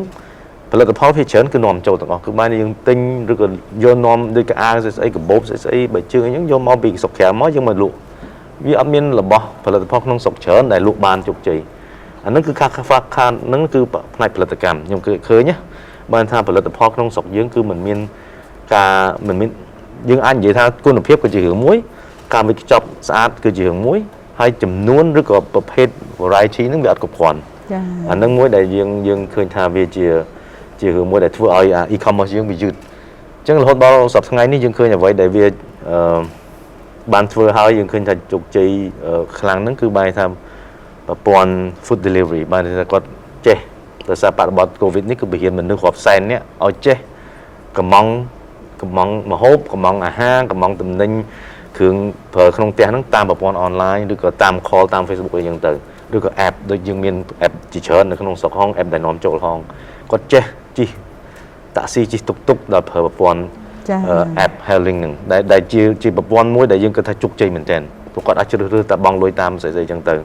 ចា៎មិនណៃសួរពីសំណួរមួយទៀតថា do and done បងតាយើងគួរធ្វើអ្វីបន្ថែមហើយនឹងអ្វីដែលយើងគួរបញ្ឈប់ដើម្បីធ្វើឲ្យប្រព័ន្ធពាណិជ្ជកម្មតាមប្រព័ន្ធអេឡិចត្រូនិករបស់យើងនឹងកាន់តែល្អប្រសើរឡើងខ្ញុំគិតថាយើងបានធ្វើការងារច្រើនហើយបរិបទ COVID នេះក៏បានពហិនមនុស្សបានច្រើនហើយខ្ញុំបាននិយាយហ្នឹងគឺអ្វីដែលបានធ្វើហើយហ្នឹងគឺធ្វើច្រើនតាំងពីរដ្ឋាភិបាលក៏បានរៀបចំធ្វើជាច្បាប់ជាពង្រៀងស្អីច្រើនដែលបានខិតទៅកាន់តែគៀកទៅ readiness បានធ្វើឲ្យរួចរាល់សម្រាប់អាចធ្វើការងារនឹងបានដោយរលូនប៉ុន្តែវានៅតែមានអ្វីដែលយើងត្រូវបន្ថែមដូចខ្ញុំនិយាយប្រព័ន្ធ payment ធ្វើម៉េចឲ្យចងឲ្យបានយើងនៅតែមានdelivery គេហៅ cash on delivery បានថាគាត់កំងហើយគាត់បានត្រូវតែទៅដល់អីវ៉ាន់ទៅដល់ហ្នឹងបានគាត់ឲ្យលុយអញ្ចឹងទៅបើមាន transaction បានមានប្រតិបត្តិការបែបហ្នឹងដដែលគឺបានថា e-commerce ហ្នឹងគឺវាអត់ complete 100% នៅលើប្រព័ន្ធ online ទេអញ្ចឹង ecosystem នៅតែ interrupt មាននៅតែមិនចប់បើយើងចប់ហ្នឹងគឺបែរថាគាត់អាចបញ្ជាទិញនៅលើ online គាត់អាចចុចបង់លុយរួចរាល់ឲ្យហើយគឺអីវ៉ាន់ទៅដល់ផ្ទះគឺសឹងមិនចាំបាច់ call គាត់ក៏បានគឺដាក់នៅផ្ទះគាត់មកអាហ្នឹងឯងដែលគេថា successful than the whole ecosystem ប៉ុន្តែយើងអត់មានខ្ញុំសូមទៅដែរនៅក្នុងកម្មវិធីហ្នឹងយើងប្រើភាសាអង់គ្លេសច្រើនដោយសារថាភាសាជំនាញបច្ចេកទេសមួយចំនួនប្រហែលជាវាជាភាសាអង់គ្លេសនៅឡើយហើយបើយើងបកជាភាសាខ្មែរប្រហែលជាអាចពិបាកនឹងស្ដាប់បានទៀតអញ្ចឹងខ្ញុំពាក្យខ្លះគឺខ្ញុំត្រូវប្រើជាភាសាអង់គ្លេសអញ្ចឹងណាអរគុណបងបានលើកអញ្ចឹងព្រោះអីវាពិតជាពាក់ព័ន្ធមិនមែនដោយសារតែពាក្យបច្ចេកទេសខ្លះក៏យើងមិនបានស៊ីជម្រៅហើយក៏ពេលដែលថាបើយើងប្រើប្រាស់ជាភាសាជាតិយើងក៏បានដែរតែអាចទស្សនិកជនគាត់មិនយល់វិញដោយសារតែ daily life គាត់ហ្នឹងគឺសប្តាហ៍ថ្ងៃគាត់ប្រើហ្នឹងគឺភាគច្រើនគាត់វាយអង់គ្លេសចង់លឿនជាងវាយភាសាជាតិខ្លួនឯងទៀតបាទចាអញ្ចឹងចំពោះបងដូចបងមានប្រសាសន៍អញ្ចឹងថាអ្វីដែលយើងគួរតែពង្រឹងបន្ថែមទៀតតាក់ទងទៅនឹងប្រព័ន្ធ payment យើងធ្វើម៉េចឲ្យសកម្មភាពតាំងពីការចាប់ផ្ដើមទិញបកគលទំនិញរហូតដល់ការ payment អីហ្នឹងគឺឲ្យធ្វើម៉េចចូលនៅក្នុង system ទាំងអស់តែម្ដងចាពីព្រោះសប្តាហ៍ថ្ងៃនេះយើងនៅពាក់កណ្ដាលយើងអត់ទាន់ចំជាប្រព័ន្ធ e-commerce សុទ្ធសាធនៅឡើយណាចឹងណាបងចាអញ្ចឹងនាងខ្ញុំសូមប្រវាយសំណួរជូនទៅលោកស្រីអូនបុប្ផានីផងដែរតើចំពោះទស្សនៈលោកស្រីផ្ទាល់ក្នុងនាមជាអ្នកជំនាញខាងផ្នែកទីផ្សារចាតើអ្នកស្រីយល់ថាចំពោះដើម្បីធ្វើឲ្យការធ្វើពាណិជ្ជកម្មតាមប្រព័ន្ធអេឡិចត្រូនិកនៅក្នុងប្រទេសកម្ពុជាកាន់តែប្រសើរឡើងតើយើងគួរតែពង្រឹងអ្វីបន្ថែមនិងអ្វីយើងគួរតែជៀសវាងឬក៏បញ្ឈប់តែម្ដងចាចាអរគុណចំពោះសំណួរហ្នឹងវាពិតជាល្អណាស់សូម្បីតែនាងខ្ញុំផ្ទាល់ហ្នឹងក៏នៅតែស្វែងខិតខំស្វែងយល់ហើយនឹងរៀនបន្ថែមទៅទៀតដែរដើម្បីឲ្យវាពង្រឹងនៅគុណភាពថារបៀបនៃការប្រើហើយនឹងការប្រើដែលត្រឹមត្រូវមួយវាធ្វើយ៉ាងម៉េចដោយសារតបងសិលាក៏គាត់បានលើកដែរថាមានអ្វីជាច្រើននោះគឺវាពិតជាត្រឹមត្រូវហើយដែលទាំងការប្រើប្រាស់ ទាំងការបជាទិញហើយក៏ទាំងការបង់លុយវាត្រូវតែមានគេហៅថាសុខភាពហ្នឹងនៅលើប្រព័ន្ធស្អីមួយជាងដូចថា way មកកង់ផ្ទាល់ដែលគេហៅថាផ្សាយ live ហើយនឹង send live អីអញ្ចឹងណាដែលវាជាទម្លាប់មួយដែលมันអាចមានស្ថិរភាពទេហើយក៏វាមិនអាចធ្វើឲ្យការលក់ដូរយើងហ្នឹងនឹងអាចឈានទៅកម្រិតមួយទៀតដែរដូច្នេះហើយបានជាខ្ញុំគ្រប់គ្រងអ្វីដែលបងសេឡាមានប្រសាសន៍ពីមុនហ្នឹងគឺយើងគួរតែពង្រឹងឲ្យរឹងមាំនៃការប្រើប្រាស់ហ្នឹងនៅក្នុងស្រុកយើងឲ្យបានប្រសើរសិនបានយើងមានលទ្ធភាពគិតគូរថាយើងគួរតែមានស្អីអាចឈានជើងទៅទីផ្សារអន្តរជាតិទៀតអញ្ចឹងហើយនាងខ្ញុំសូមលើកប្រហែលជាខ្លីពីបើសម្រាប់នាងខ្ញុំក្នុងនាមជាធ្វើការផ្សព្វផ្សាយហ្នឹងនាងខ្ញុំថាបញ្ហាដែលជោគជ័យខ្លាំងហ្នឹងគឺបើថាបញ្ហាដែលថាគួរធ្វើហ្នឹងគឺភាសាខ្ញុំគិតថាភាសាelectronic ឬគេថា digital language ហ្នឹងដោយសារតែវាមិនមែនជាភាសាជាតិរបស់យើងហើយក៏វាមិនបានចែកចាយឬក៏បង្រៀនជាទូលំទូលាយដែរអញ្ចឹងហើយនៅពេលណាវាមានបច្ចេកវិទ្យាថ្មីឬក៏សេវាថ្មីដែលចូលពីខាងក្រៅប្រទេសមកហ្នឹងក៏វាជាឧបសគ្គមួយសម្រាប់ប្រជាជនយើងក្នុងការប្រើប្រាស់ដែរប៉ុន្តែវាមិនមែនជាឧបសគ្គនៅពេលណាបើយើងព្យាយាមស្វែងយល់មុននឹងយើងប្រើប្រាស់ទេអញ្ចឹងខ្ញុំគិតថាអ្វីដែលយើងគួរធ្វើនោះគឺបើចង់ធ្វើអ្វីមួយយើងគួរតែសិក្សាវាបន្តិចទៅឲ្យច្បាស់ទៅហើយឲ្យយល់ដឹងឲ្យថារៀងទលំទលាយតិចទៅយើងអាចប្រើវាឲ្យមានសមត្ថភាពជាងមុនអាហ្នឹងវាប្រសើរជាងអញ្ចឹងខ្ញុំគិតថាអាហ្នឹងវាជាកត្តាល្អដែលយើងគួរតែធ្វើប៉ុន្តែក៏វាជាឧបសគ្គរបស់យើងដែរនៅពេលណាដែលយើងប្រែមកជាភាសាជាតិយើងវិញហើយមិនបានធ្វើការផ្សព្វផ្សាយទលំទលាយក៏វានៅតែជារនាំងអញ្ចឹងទៅឧទាហរណ៍ដូចប្រជាជនយើងអ្នកផ្សេងដែលនៅតាមខេត្តហើយអ្នកដែលមិនបានមានឱកាសរៀននៅសាលាឯកជនហើយក៏ជាភាសាបរទេសនឹងទៀតវានៅតែជាឧបសគ្គអញ្ចឹងទៅវានៅប៉ុន្តែអ្វីដែលខ្ញុំឃើញនោះគឺទាំងក្រសួងទាំងរដ្ឋាភិបាលចាប់ផ្ដើមលើកកម្ពស់ខាងផ្នែកអនឡាញហ្នឹងឃើញវាប្រសើរឲ្យខ្លាំងជាងមុនជាពិសេសបរិបទក្នុងរយៈពេល2ឆ្នាំហ្នឹងឯងគឺគាត់ចាប់ផ្ដើមប្រជាជនយ៉ាងហោចណាស់ក្នុងមួយឆ្នាំហ្នឹងពេញខ្ញុំជឿជាក់ថាអ្នកណាក៏ស្គាល់ពាក្យថា digitalization ដែរមានន័យថា digital រូបនីយកម្មកាលពីលើកមុនហ្នឹងក៏អត់ប្រើពាក្យអញ្ចឹងទេគាត់គិតថាខុសទៀតនៅពេលណាយើងប្រើពាក្យថា digital លុបនីយកម្មគាត់លុបអាពាក្យលុបនឹងចោលទៀតអញ្ចឹងប៉ុន្តែដល់ពេលចាប់ផ្ដើមវាទលំទលាយច្រើនជាងមុនទៅអាភាសាហ្នឹងវាជួយសម្រួលឲ្យគាត់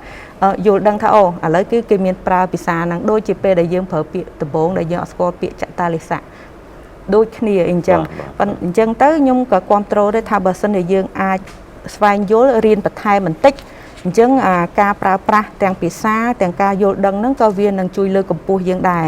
ហើយអ្វីដែលខ្ញុំថាជៀសវាងដែលមិនគួរធ្វើហ្នឹងគឺនៅពេលណាអាហ្នឹងគេហៅថាខ្ញុំអត់ប្រើពាក្យជាអង់គ្លេសថា behavior នៃការប្រើប្រាស់អាហ្នឹងគឺជាអាវុធមួយដែលមិនប្រសើរនៅពេលណាយើងរួមគ្នាប្រើប្រាស់ដែលយើងអត់បានសិក្សាច្បាស់លាស់ជាងមុនហ្នឹងដែលវាធ្វើឲ្យយើងនឹងក៏បាត់ឱកាសឈានទៅទីផ្សារអន្តរជាតិដូចគ្នាអាហ្នឹងវាជារឿងគ្រោះថ្នាក់មួយដូចជាឧទាហរណ៍ខ្ញុំលើកជាក់ស្ដែងដូចជា YouTube ដែលយើងមានសេរីភាពលើកមុនធ្វើការផ្សព្វផ្សាយតាម YouTube អីចឹងប៉ុន្តែប្រហែលជាយើងមិនបានរួមគ្នាធ្វើឲ្យល្អអញ្ចឹងទៅក៏គេសម្រេចថាសម្រាប់ទៅប្រទេសកម្ពុជាយើងនឹងអត់មានការផ្សព្វផ្សាយតាម YouTube ទៀតទេលែងបានចានៅក្នុងឆ្នាំហ្នឹងវាជាមេរៀនមួយចុះបើគិតមើលបើសិនតែយើងនៅតែបន្តការផ្សព្វផ្សាយឬក៏ការលក់ដែលមិនសមគេថាទាំងសជីវធម៌ទាំងសម្ដីហើយនឹងការផ្សព្វផ្សាយវាមានច្រើនប្រភេទហ្នឹងមិនអញ្ចឹងហ៎អញ្ចឹងដូចនាងខ្ញុំមុននឹងធ្វើការផ្សព្វផ្សាយយើងមើលថាតើពាក្យពេចន៍ហ្នឹងវាត្រូវក៏អត់តើពាក្យពេចន៍ហ្នឹងវាសមគួរក៏អត់តើរូបរាងរូបភាពហ្នឹងវាល្អក៏អត់អីចឹងណាពិសេសរបស់ហ្នឹងបើសិនជាដាក់រូបមិនលក់ទៅឲ្យគេទទួលបានដូចគ្នាអញ្ចឹង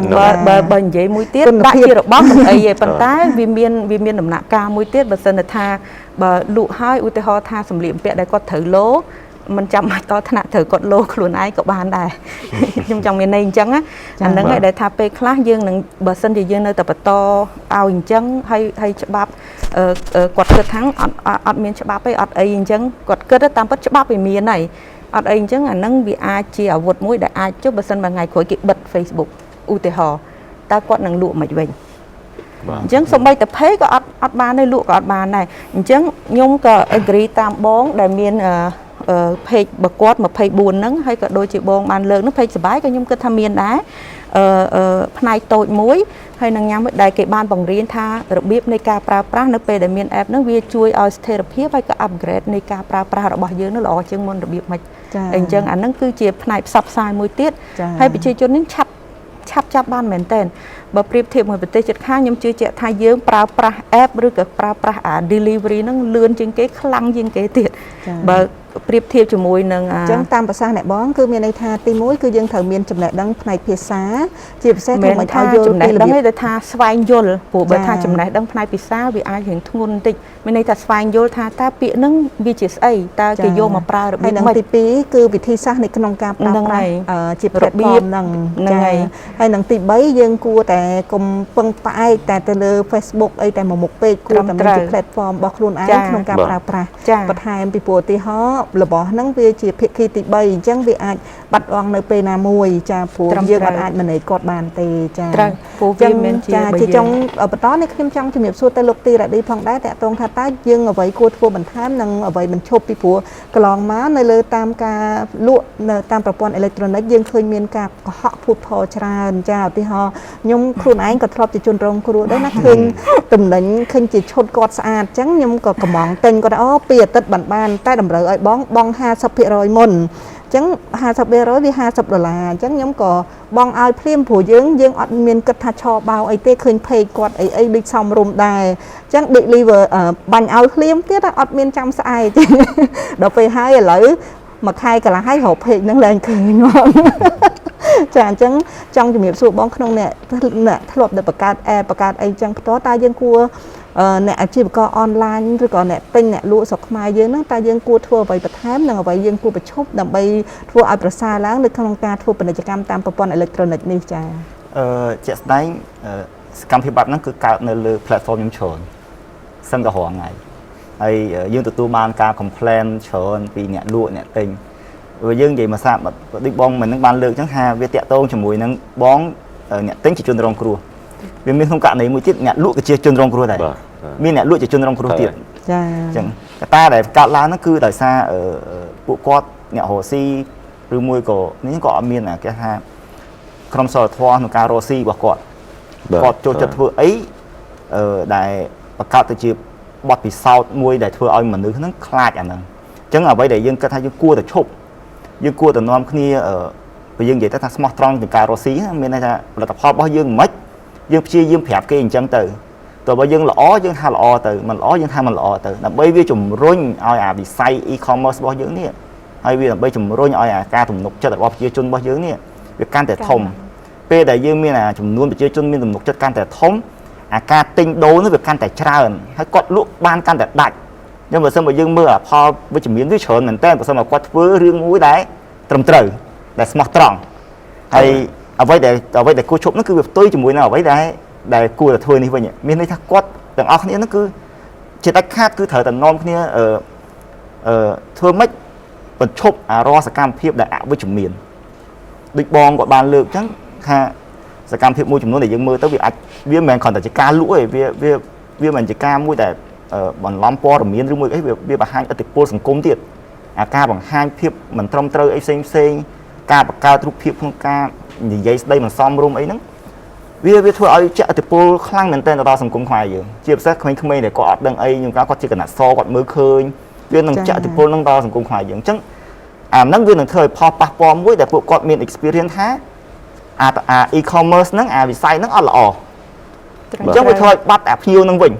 ថ្ងៃក្រោយទៅអាហ្នឹងវាបាក់រីកអញ្ចឹងយើងទាំងអស់គ្នាអ្វីដែលត្រូវធ្វើនោះគឺយើងចូលរួមទាំងអស់គ្នាតាំងពីអ្នកលក់តាំងពីអ្នកទិញតាំងពីអ្នកធ្វើ platform ធ្វើម៉េចបង្កើតភាពស្មោះត្រង់មួយទៅឲ្យប្រជាជនរបស់យើងប្រទេសរបស់យើងដើម្បីឲ្យវាមានអាប្រព័ន្ធអស់នោះវាចាប់ដើមធំទៅបាទសំខាន់ប្រព័ន្ធហ្នឹងវាបែងចែកទូលំទូលាយហើយលឿនទៀតបាទអាហ្នឹងដែលវាជាគ្រោះថ្នាក់ហ្នឹងចាអញ្ចឹងឃើញថា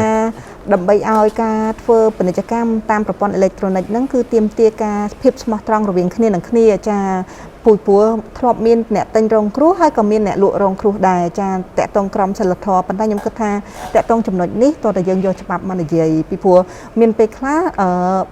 យើងជឿជាក់ថាមានតែជនមួយចំនួនតូចទេដែលគាត់ធ្វើបញ្ហាទាំងអស់ហ្នឹងចាហើយអញ្ចឹងមានតែកត្តាច្បាប់ជាកត្តាសំខាន់ដើម្បីធ្វើការ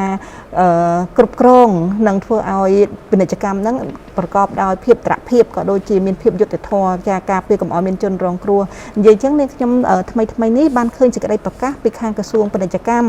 ចាដែលលោកអំពាវនាវសំណូមពរទៅឲ្យគ្រប់អ្នកអាជីវករអនឡាញទាំងអស់ធ្វើការចុះបញ្ជីជាមួយខាងក្រសួងចាអញ្ចឹងលោកចិត្រាអាចជំរាបបានទេថាតើនៅពេលពីគោលបំណងនៃការចុះបញ្ជីដែលក្រសួងតម្រូវឲ្យខាងក្រុមហ៊ុនទាំងអស់លោកគោលការចុះបញ្ជីហ្នឹងហើយតើមានកំណត់ជា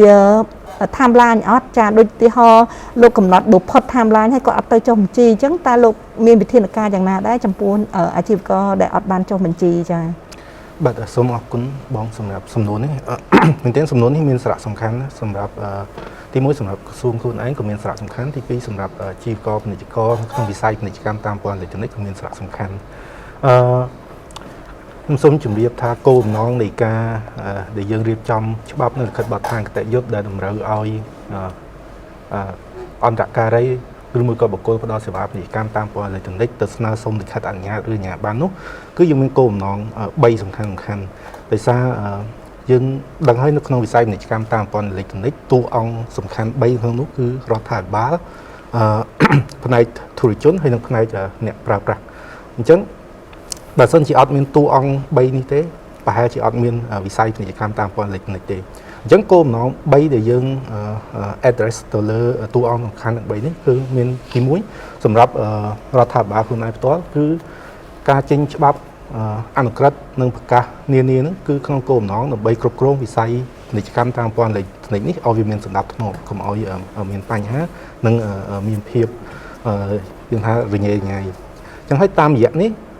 រដ្ឋាភិបាលនឹងកំណត់អំពីប្រភេទលិខិតអនុញ្ញាតក៏ដូចជាអាជ្ញាប័ណ្ណសម្រាប់អន្តរការីនិងបុគ្គលផ្ដល់សេវាពាណិជ្ជកម្មតាមប្រព័ន្ធអេឡិចត្រូនិកហើយក្នុងនោះក៏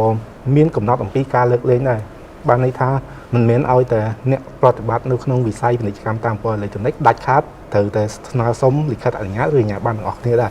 គឺមានសកម្មភាពជាក់លាក់មួយចំនួននិងបុគ្គលមួយចំនួនយើងធ្វើការលើកលែងតាមរយៈមាត្រា5នៃអនុក្រឹត្យលេខ134របស់យើងខ្ញុំឧទាហរណ៍មួយចំនួនដូចជាការប្រើប្រាស់ប្រព័ន្ធអេឡិចត្រូនិកក្នុងការផ្សព្វផ្សាយ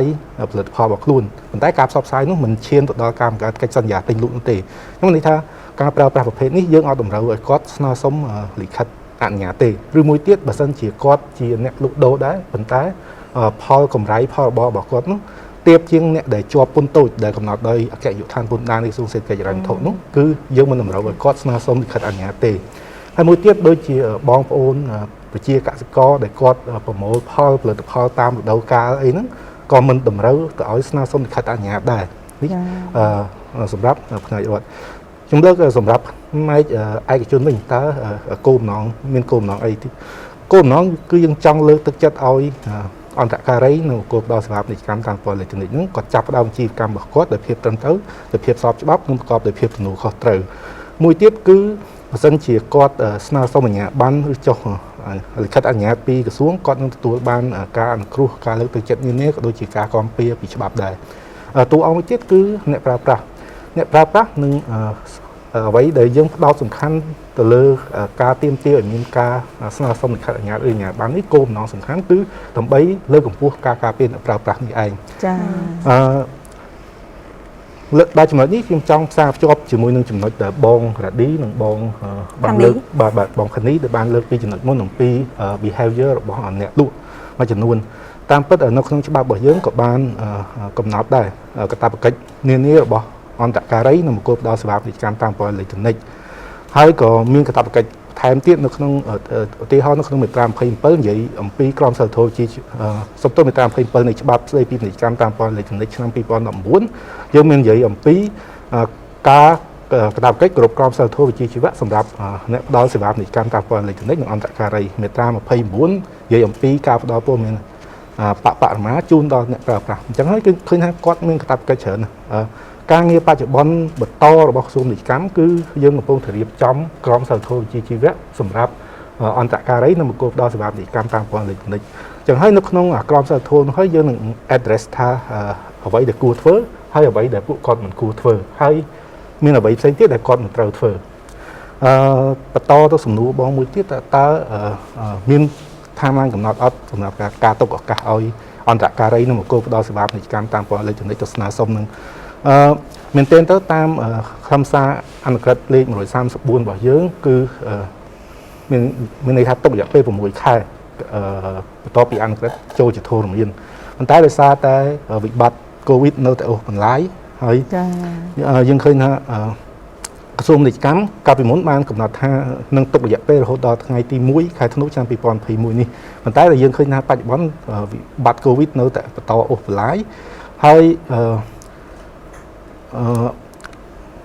ក្រុមហ៊ុនមួយចំនួនគាត់ក៏រៀបចំឯកសារនានាឯកសារតម្រូវនានាហ្នឹងដើម្បីស្នើសុំក៏អត់ទាន់ដែរអញ្ចឹងក្រសួងនឹងលើករហូតទៅដល់ថ្ងៃទី1ខែមីនាឆ្នាំ2022ខាងមុខ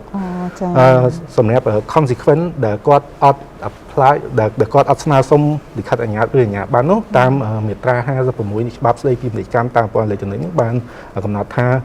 នឹងបញ្ឈប់សកម្មភាពអាជីវកម្មរបស់គាត់ទី1ទី2យើងអាចនឹងធ្វើការផាកពិន័យដែលក្នុងច្បាប់របស់យើងកំណត់ថាមិនលើសពី10លានរៀលនេះសម្រាប់ការ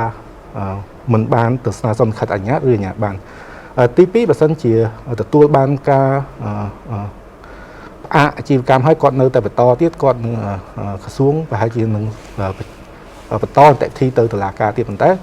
ខ្ញុំចង់និយាយកន្លែងនេះគឺថាយើងប្រហែលជាមិនចង់ធ្វើអីដល់នោះទេគឺយើងលើកទឹកចិត្តណាឲ្យអាជីវករពាណិជ្ជកររបស់យើងប្រឹងប្រែងធ្វើកិច្ចការប្រសើរសម្រាប់សង្គមរបស់យើងចាបាទសូមអរគុណចាអរគុណច្រើនលោកចត្រាអញ្ចឹងឃើញថាការបរិច្ឆេទនៃការធ្វើការចុះបញ្ជីសម្រាប់អាជីវករអនឡាញហ្នឹងពន្យាដល់ខែ3ឆ្នាំ2022ណាចាតាមពិតទៅក្រសួងលោកចង់ឲ្យមានការរួបរวมដើម្បីយើងដឹងសតិថាតើមានអ្នកលក់អនឡាញប្រមាណនៅក្នុងប្រទេសយើងដើម្បីយើងបានក្តោបក្តាប់ព័ត៌មានផងមិនអញ្ចឹងណាចានាងខ្ញុំសូមពង្វែមកសំណួររបស់ទស្សនិកជនបន្តិចចាខ្ញុំឃើញសំណួរមួយពីបងប្រុសញ៉ែលសំអុកចាលោកមានធ្វើការសួរសំណួរច្រើនតែខ្ញុំឃើញសំណួរមួយដែលខ្ញុំចាប់អារម្មណ៍ពីលោកផាជាសួរផ្ទាល់ទៅលោកចត្រាតែម្ដងគាត់សួរថាតើរដ្ឋគ្រប់ជ្រុងក្រងចំណូលពន្ធយ៉ាងដូចម្ដេចពីពាណិជ្ជកម្មអេឡិចត្រូនិកនៅដោយមន្ត្រីរបស់រដ្ឋមានចំណេះដឹងពាក់ព័ន្ធបច្ចេកវិទ្យានៅមានកម្រិតចាពីព្រោះបច្ចេកវិទ្យាហ្នឹងយើងដឹងស្រាប់ហើយវាថ្មីទាំងអស់គ្នាមិនថាសង្គមស៊ីវិលឬក៏ស្ថាប័នរដ្ឋាភិបាលទេចាអញ្ចឹងចង់លោកជួយជម្រាបឆ្លើយតបបន្តិចតាក់ទងសំណួរនេះចាបាទសំណួរនេះល្អមានសារៈសំខាន់តែខ្ញុំក៏សូមអភ័យទោសសម្រាប់ម្ចាស់សំណួរដែរដោយសារតែខ្ញុំមិនមែនជាមន្ត្រីជំនាញផ្នែកខាងពន្ធហើយក៏វាមិនមែននៅក្នុងទួនាទីភារកិច្ចរបស់ក្រសួងពាណិជ្ជកម្មដែរគឺពន្ធស្ថិតនៅក្រោមអគ្គនាយកដ្ឋានពន្ធដារនៃក្រសួងសេដ្ឋកិច្ចហិរញ្ញវត្ថុណាខ្ញុំសូមបញ្ជាក់ថាក្រសួងសេដ្ឋកិច្ចហិរញ្ញវត្ថុក៏បានរៀបចំអនុក្រឹត្យមួយដែរស្ដីពីការកំណត់ពន្ធអាករលើតម្លៃបន្ថែមសម្រាប់អ្នកប្រើប្រាស់តាមប្រព័ន្ធអេឡិចត្រូនិកអញ្ចឹងនៅតាមរយៈនៅក្នុងអនុក្រឹត្យនោះគេមានកំណត់យន្តការពីការប្រមូលពន្ធយើងនិយាយសាមញ្ញគឺ VAT នៅលើពាណិជ្ជកម្មតាមប្រព័ន្ធអេឡិចត្រូនិកប៉ុន្តែសម្រាប់បច្ចេកទេសថាត្រូវយល់យ៉ាងណាត្រូវគ្រប់គ្រងយ៉ាងណាខ្ញុំមិនហ៊ានបកស្រាយទេបាទសម្រាប់សំណួរនេះបាទសូមអរគុណចាអរគុណលោកចត្រាចាអញ្ចឹងសង្ឃឹមថាលោកសំអោកយល់ពីនឹងបានឮចាពីការបកស្រាយរបស់វាគ្មិនចាសង្ឃឹមថាឱកាសក្រោយយើងមានឱកាសអញ្ជើញវាគ្មិនខាងពន្ធដារអាចយកសំណួរនឹងសួរគាត់បានចាអញ្ចឹងសូមរងចាំទស្សនាភាពបន្តទៀតចាតកតងនឹងសំណួរបន្តពីលោកញើសំអោកផងដែរយើងដឹងស្រាប់ហើយថាបច្ចុប្បន្ននេះនៅក្នុងការធ្វើប្រព័ន្ធពាណិជ្ជកម្មតាមប្រព័ន្ធអេឡិចត្រូនិកហ្នឹងយើងមានភាគីសំខាន់ចំនួន3គឺយើងមានអ្នកលក់អ្នកទិញហើយនិងរាជរដ្ឋាភិបាលដើម្បីគ្រប់គ្រងលើសកម្មភាពទាំងមូលតែម្ដងចាអញ្ចឹងតើស្ថាប័នទាំង3ហ្នឹងយើងគួរមានជាយន្តការឬក៏វិធីសាស្ត្រយ៉ាងណាដើម្បីឲ្យការធ្វើអាជីវកម្មតាមអនឡាញហ្នឹងវាប្រកបដោយប្រសិទ្ធភាពខ្ពស់និងផ្ដល់ភាពងាយស្រួលទុកចិត្តដល់អ្នកទិញអ្នកលក់របស់យើងចាអញ្ចឹងខ្ញុំអាចសូមចាប់ផ្ដើមពីបងចិត្តសិលាមុនចាខ្ញុំក្នុងនាមបើថាយើងនិយាយយើងជាប្រតិបត្តិការចាបែរជាយើងត្រូវមានបង្កើតជា platform យើងខ្ញុំគិតថា hướng đại dương ai cục rong ban lọ mình đến dương mình chỉ app rồi cái chỉ website chỉ platform chẳng bên nắng roka tinh lụa platform roka trading of the nắng nạp hở chỉ muốn nạp bắt đầu sẽ vào cam rồi cái bắt đầu platform nắng cái dương ai cục rong ban thì cái dương mình data để ai tracking bán hai có dương miền lẹ khăn mà chỉ muốn đại dương ai chui thiên nhiên từ vì quân phiếp nơi sẽ vào cam rồi platform nắng từ đó nè đại tỉnh hay dương còn miền lẹ khăn mà chỉ muốn đại mà thay để có trong châu mà tính những con ai bẩm pin nơi pom miền tia sầm bay lấy tu sắp rồi có xây dân tới có dương miền pom miền bỏ nè đại có chiêu platform ấy chẳng sẽ vào cam thằng từ chẳng không nắng đại dương thưa miền bắp miền từ lốp miền cái term and condition chỉ bảo lo tới đầm bay chuối cà phê thằng anh nói chỉ phần này môi đại nhomก็ถ้าวิอาจขนมเนียมยังจะปฏิบัติก็อาจจะบานจังนะยมอาจจะปีข้างภายในข้างรถบานนี่ปัจจัยเหมือนยังบานใหญ่เฉินได้ให้ปัจจัยไว้เดี๋ยวยมก็ถ้าทั่วกลางยังก็ถ้าไปจะยังถือทั่วกลางยังต่างออกเนี่ยติดบานถ้าข้างภายในธุรกิจจะมวยหนึ่งเนี่ยประกาศฉบับหรือก็รีดอทาบาหรือก็ซวงได้เปะป้อนไปจะถือการจำนายเปลวเฉินติดดำไปทั่วกลางเงี้ยบานเกี่ยขนี้ดำไปอายุการเฉินจึงปฏิบัติก็โยนปีฉบับก็โยนปียังยีปีฮันนี่เพย์มันจะนู้นแต่ยังอัดบานดังตอนได้การซับซ้อนแต่การเฉินเหมือนเต้นแต่ชาติปฏิบัติก็โดยจิกรมหุ่นทมอะไรแต่ปัจจัยก็แล้วยังมีการไมโครบิสเนสมันจะนู้นทมแต่ก็จี private จี individual ให้ก็ไปให้จีในใครในใส่ยังแต่จึงการชูทริปในปอดมีนออแต่นั้นไปให้จีอัดกุปอนเต้จึงการซับซ้อนโดยไงนั้นยังมันធ្វើការซับซ้อนตามแบบปน Facebook មាន website ច្រើនខ្ញុំជឿថាវាជារឿងមួយដែលល្អហើយយើងនឹងបន្តធ្វើនឹងបានច្រើនដល់ទូនិយាយច្រំដែរប៉ុណ្ណាក៏ដោយយើងត្រូវការឲ្យដឹងកាន់តែច្រើនអញ្ចឹងប្រតិបត្តិក៏គាត់នឹងបានដឹងឮកាន់តែដឹងគាត់បានតែច្បាស់អញ្ចឹងគាត់អាចកាត់បន្ថយនៅការធ្វើអ្វីដែលខុសច្បាប់មួយចំនួនបាទនឹងមួយដែលខ្ញុំគិតថាយើងត្រូវតែធ្វើការងារទាំងអស់គ្នាឲ្យ patient មែនទែនហើយទៅផ្ដល់ឱកាសឲ្យគាត់ទៀតដើម្បីដូចនិយាយការពជាពេលហ្នឹងគឺជាការលើកទឹកចិត្តមួយល្អដោយសារថាដូចនិយាយអញ្ចឹងបើយើងមិនទាន់ឲ្យឱកាសព្រោះបដិបត្តិសុខមិនថាសុខខ្មែរសុខច្រើនដែរតែសារយើងក្នុងផ្នែកបច្ចេកទេសគឺការកើតឡើងគឺភាគច្រើនគឺអ្នកធ្វើច្រើនជាងរហូតដល់ថាធ្វើ 4-5 ឆ្នាំហើយយើងឃើញចាប់ផ្ដើមមានបញ្ហាហានិភ័យថាមានការបោកមានការបញ្ហាធ្វើរបស់ខ្លាំងៗមិនចាប់ផ្ដើមយើងច្បាប់ចូលមកអាហ្នឹងឯងដែលថាមានពេលខ្លះយើងតែពេលយើងធ្វើលឿនពេកដូចថាប្រឡងហ្នឹងមិនទាន់នឹងចេញហងគឺយើងចាប់ផ្ដើមសង្កត់ខ្លាំងទៅគឺបែរថាហ្នឹងវាទៅវិញទៀតព្រោះ e-commerce យើងគឺយើងយឺតជាងគេបើយើងនិយាយទៅតំបន់អាស៊ីអាគ្នេយ៍យើងហ្នឹងប្រហែលជាអាចខ្មែរយើងអាចយឺតជាងគេបន្តិចចាអរគុណបងអញ្ចឹងចំពោះបងមានប្រសាសន៍ថាយើងគួរតែមាន platform ផ្ទាល់សម្រាប់ធ្វើការទិញលក់ចាដូច platform ហ្នឹងជាអាជ្ញាកណ្ដាលមួយអញ្ចឹងដូចអ្នកលក់ទំនិញគាត់ដាក់នៅលើ platform ហ្នឹងអញ្ចឹងអ្នកទិញគាត់មកទិញក្នុង platform ហ្នឹងអញ្ចឹងដើម្បីយើង track down data ផ្សេងៗដើម្បីយើង manage ទៅលើគុណភាពសេវាកម្មអីផ្សេងៗផងដែរណាបងចាអញ្ចឹងគឺយើងជាយន្តការមួយចាអញ្ចឹងចំណែកលោកចិត្តត្រាមិញខ្ញុំលើសូលោកមានប្រសាសន៍ច្រើនតាក់ទងរឿងច្បាប់ជាអីតើលោកមានអីចង់បន្ថែមអត់ថាតើយើងគួរមានយន្តការអ្វីបន្ថែមពីខាងរដ្ឋាភិបាលចាដើម្បីជួយគ្រប់គ្រងឲ្យប្រព័ន្ធ e-commerce យើងហ្នឹងកាន់តែដំណើរការបានល្អប្រសើរចាបាទបងអរគុណណាស់សម្រាប់សំណួរនេះខ្ញុំចង់បន្ថែមតិចទៅលើអ្វីដែលបងសាលាលើកឡើងសារបងសាលាក៏បានលើកពីអ្វីដែលខាង business side ក៏គួរធ្វើអញ្ចឹងខ្ញុំលើកជាការយល់ឃើញផ្ទាល់ខ្លួនខ្ញុំទេសម្រាប់វិស័យសាធារណៈអ្វីដែលវិស័យសាធារណៈរបស់យើងកំពុងតែធ្វើហើយនឹងខិតខំធ្វើហ្នឹងគឺការរៀបចំហេដ្ឋារចនាសម្ព័ន្ធហេដ្ឋារចនាសម្ព័ន្ធដែលខ្ញុំលើកកន្លែងនេះសំដៅដល់ហេដ្ឋារចនាសម្ព័ន្ធផ្នែករឹងនិងផ្នែកទន់ផ្នែករឹងនេះគឺសំដៅទៅលើការពង្រឹងហេដ្ឋារចនាសម្ព័ន្ធខាងផ្នែក ICT ចំណែកឯហេដ្ឋារចនាសម្ព័ន្ធផ្នែកទន់នោះគឺសំដៅទៅលើច្បាប់គោលនយោបាយនិងផែនការយុទ្ធសាស្ត្រផ្សេងៗដែលយើងត្រូវដាក់ឲ្យមានទន្ទឹមគ្នានៅក្នុងនោះ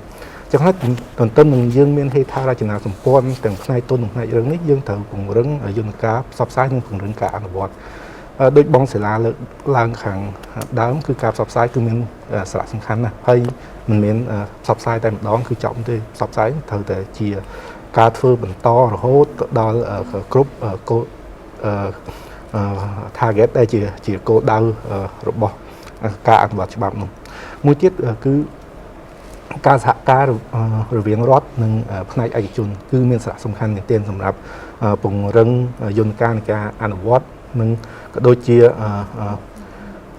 យើងក៏ចង់ស្ដាប់អំពីកង្វល់របស់ខាងផ្នែកឯកជនដែរគាត់មានកង្វល់អីពាក់ព័ន្ធជាមួយនឹងលិខិតបទដ្ឋានថ្មីដែលរដ្ឋដាក់ទៅ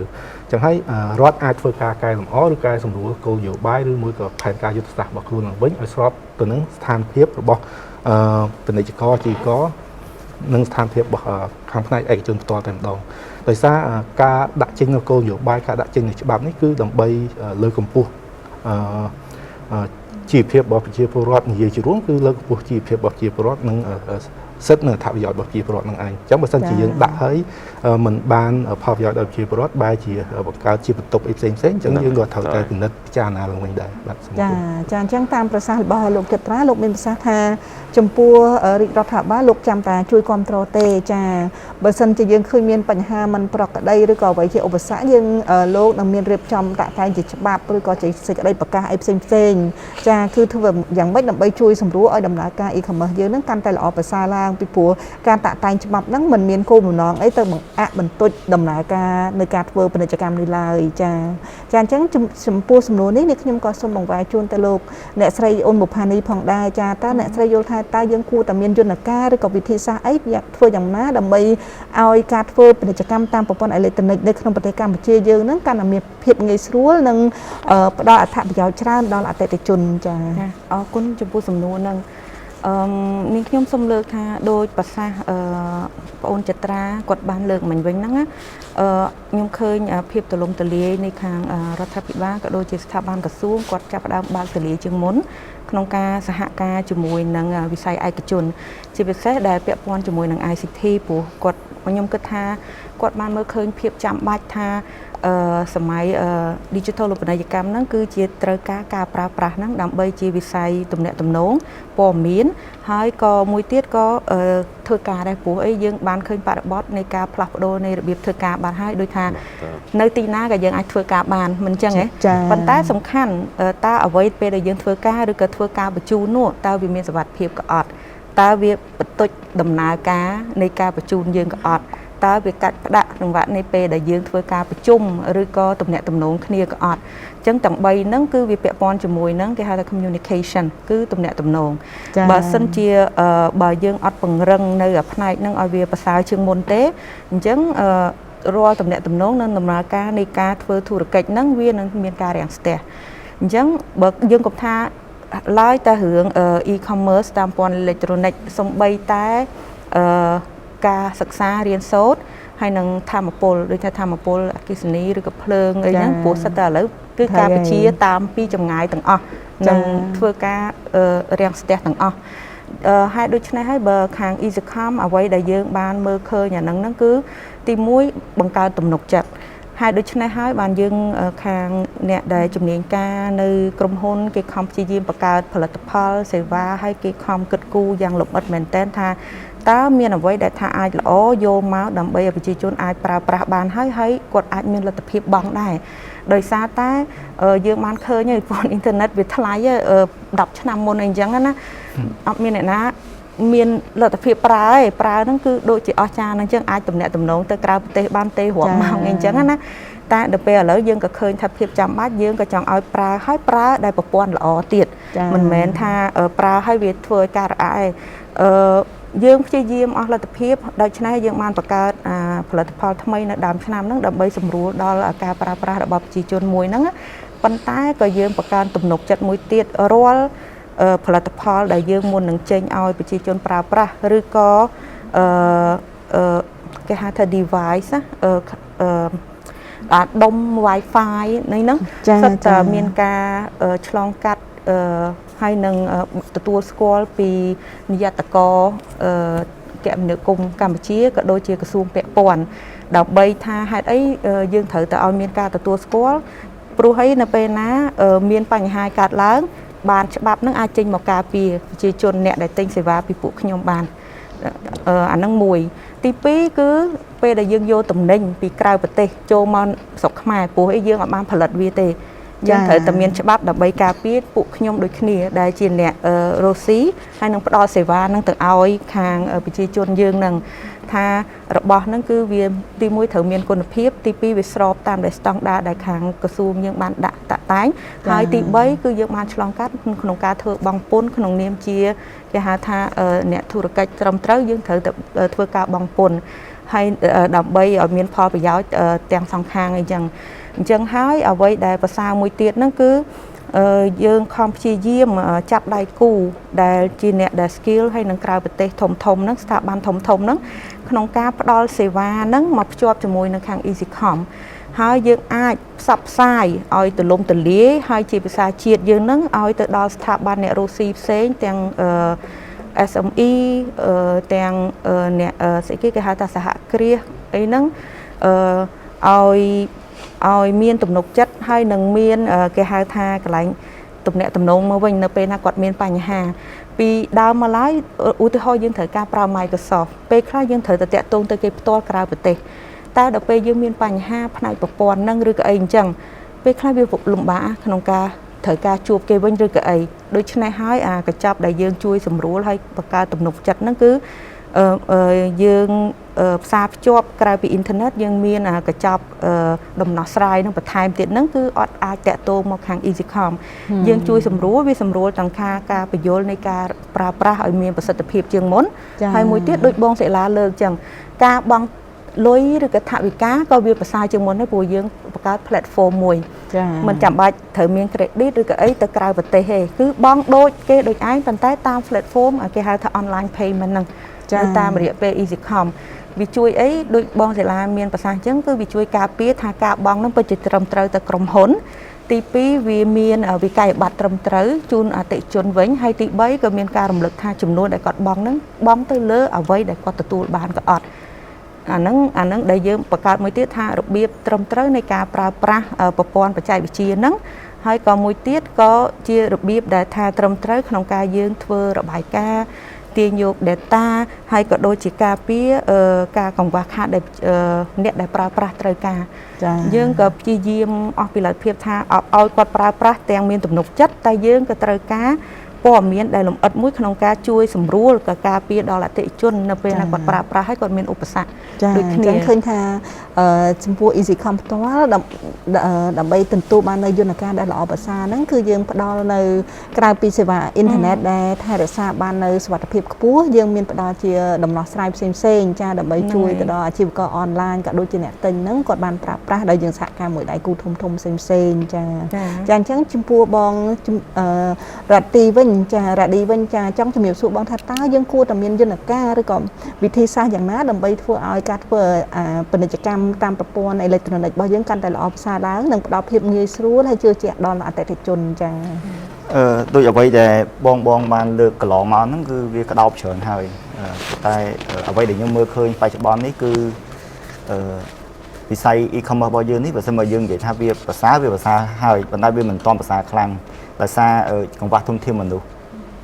ជារឿងសំខាន់សម្រាប់វិស័យ e-commerce របស់យើងបច្ចុប្បន្នពួកខ្ញុំអញ្ចឹងពួកខ្ញុំពិបាកមែនទែនរឿងធនធានមនុស្សគឺយើងរកអ្នកដែល support យើងអត់បាន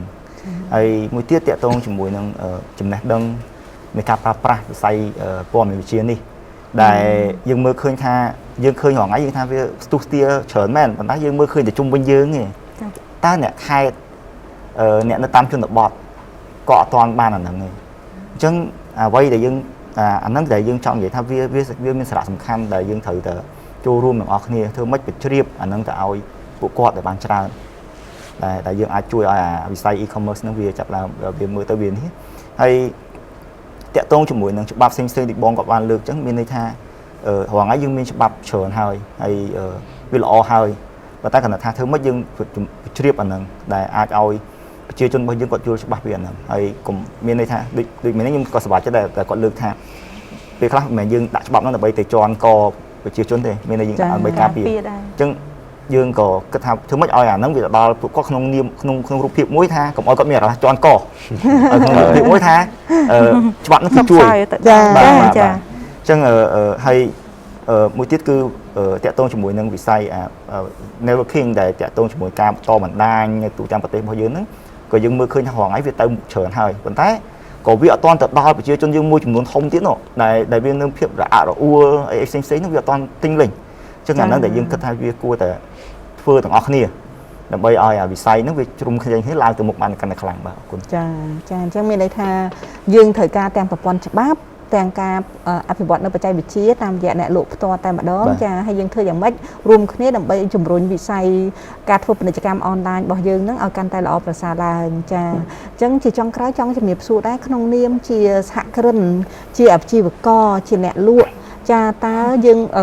បងចង់ដូចថាត្រូវការជាសំណូមពរជា tip ឬក៏ត្រូវការជា technical support ឬក៏ fund support អីខ្លះពីរដ្ឋាភិបាលដែរឬទេចាដើម្បីអភិវឌ្ឍការធ្វើពាណិជ្ជកម្មតាមប្រព័ន្ធអេឡិចត្រូនិករបស់ខាងបងនោះឲ្យកាន់តែល្អប្រសើរចាដូចជាសម្លេងពីតំណាងអាជីវករក្នុងស្រុកយើងចាអញ្ចឹងខ្ញុំសូមចាប់ផ្ដើមពីបងសេដាមុនចាតើបងមានជាសំណូមពរឬក៏អ្វីជា fund ជា tip ជាបច្ចេកទេសអីដែលបងគិតថាអាជីវករលក់អនឡាញរបស់យើងនឹងលោកត្រូវការ support ពីរាជរដ្ឋាភិបាលចាបរិបទនេះគេហៅថាបរិបទindustrial revolution គេនិយាយថាឧស្សាហកម្មបរិបទឧស្សាហកម្ម 4.0 digital literacy គេហៅអក្ខរកម្មផ្នែក digital ហ្នឹងគឺជារឿងមួយដែលសំខាន់ហ្មងបែរថាពីមុនយើងរៀនចេះអក្សរឲ្យចេះចំណេះទូទៅចំណេះដឹងភាសានិយាយឥឡូវប្រហែលជាយើងត្រូវចាប់ផ្ដើមគិតពីរឿងភាសាបច្ចេកទេសចាគិតពីភាសា coding អាហ្នឹងគឺជាបរិបទមួយដែលយើងត្រូវគិតទាំងអស់គ្នាមិនត្រឹមនេះទេបាទប្រជាជនយើងក៏ព្យាយាមស្វែងយល់ស្វែងដឹងស្វែងរកបានកាន់តែច្រើនចាអញ្ចឹងសម្រាប់ខ្ញុំជាប្រតិបត្តិករក៏យើងក៏ទៅផឹងប្រែងទៅធ្វើការងារហ្នឹងធ្វើម៉េចយើងបញ្ជ្រាបបានកាន់តែច្រើនហើយខ្ញុំក្រុមហ៊ុនសបាយគឺជាក្រុមហ៊ុនដែលផ្សព្វផ្សាយច្រើនហើយយើងក៏ធ្វើការងារនឹងច្រើនហើយយើងខ្លួនឯងផ្ទាល់ខ្លួនហងហើយជាក្រុមហ៊ុនក៏យើងបានផ្សព្វផ្សាយច្រើនប៉ុន្តែខ្ញុំគិតថាវាមិនចេះគ្រប់គ្រាន់ដោយសារបរិបទបច្ចេកទេសហ្នឹងវាទៅលឿនមែនតើហើយរាល់6ខែមួយឆ្នាំហ្នឹងគឺវាមានស្អីចេញថ្មីទេឥឡូវអញ្ចឹងយើងនិយាយពីរឿង metaverse ចា It's another វាជាពិភពលោកមួយដែលយើងទៅមិនទាន់ដល់ទេស្រុកខ្មែរយើងប្រហែលជា 4-5 ឆ្នាំទេប៉ុន្តែពិភពលោកហ្នឹងគេកំពុងនិយាយរួចហើយអញ្ចឹងថាតើស្អីគេដែលអាចធ្វើឲ្យប្រជាជនយើងទៅបាន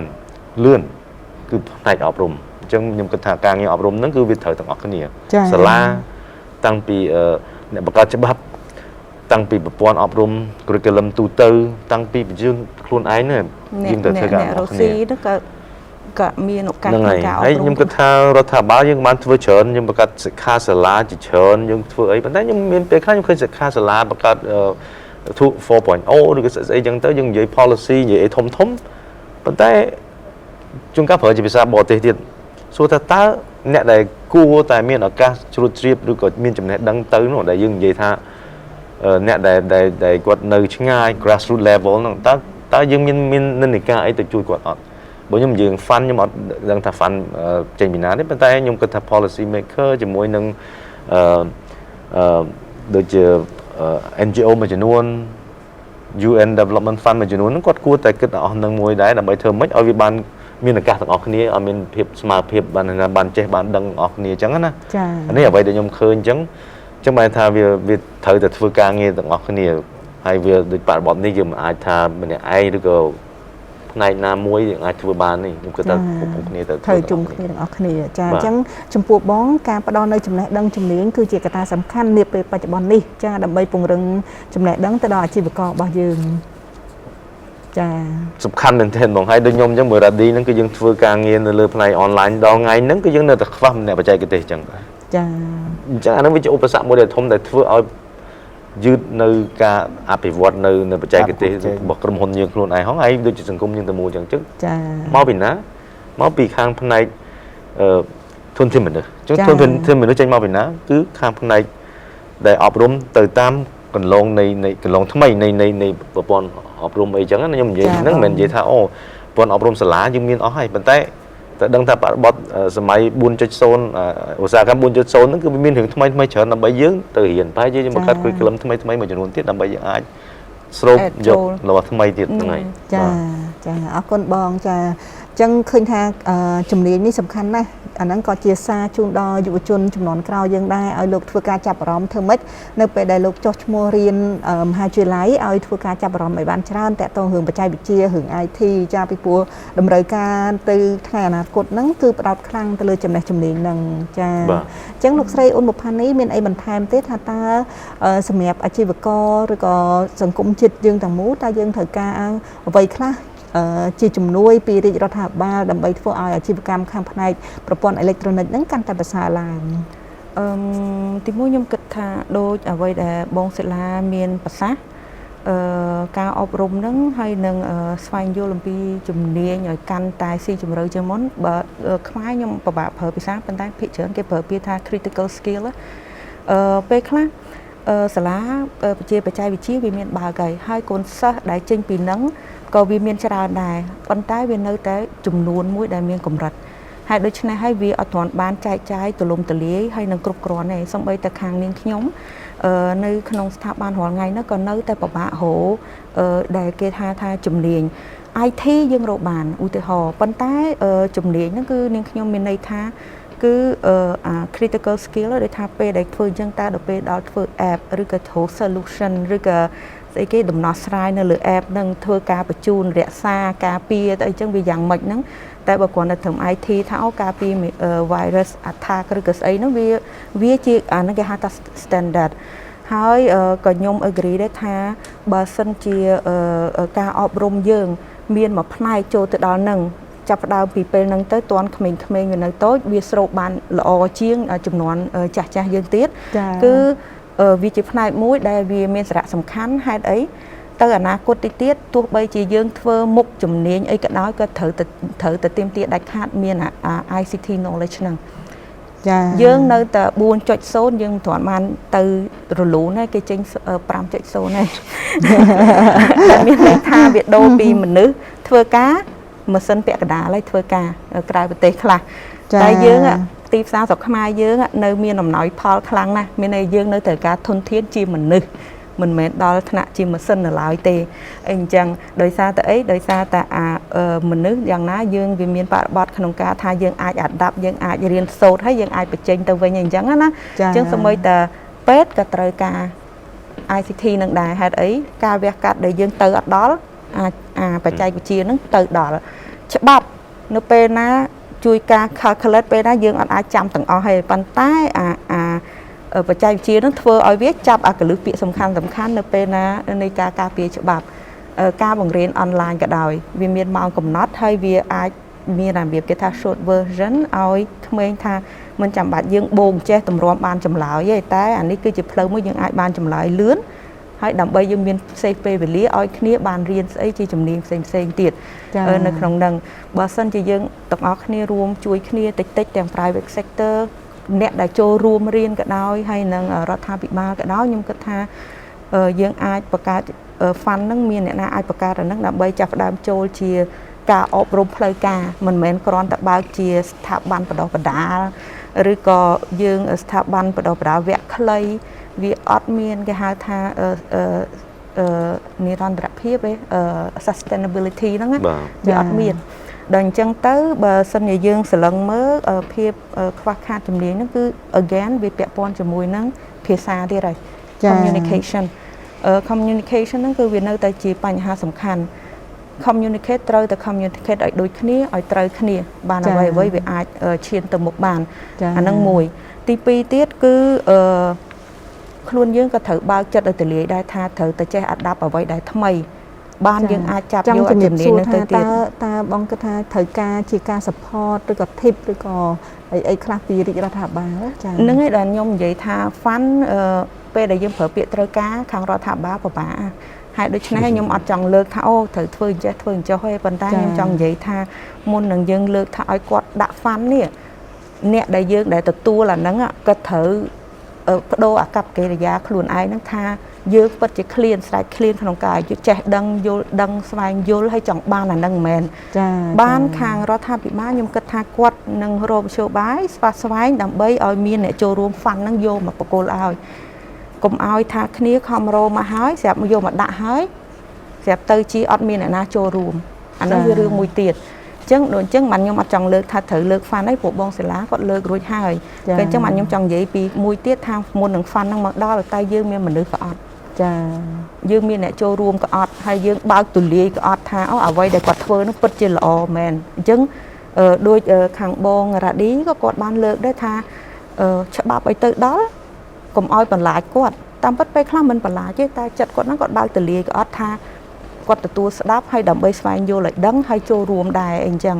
អញ្ចឹងអានេះក្នុងនាមខ្ញុំតាជាប្រជាជនខ្មែរមិនមែនជាអ្នកធ្វើការនៅក្នុងស្ថាប័នឯកជនមួយណាគឺ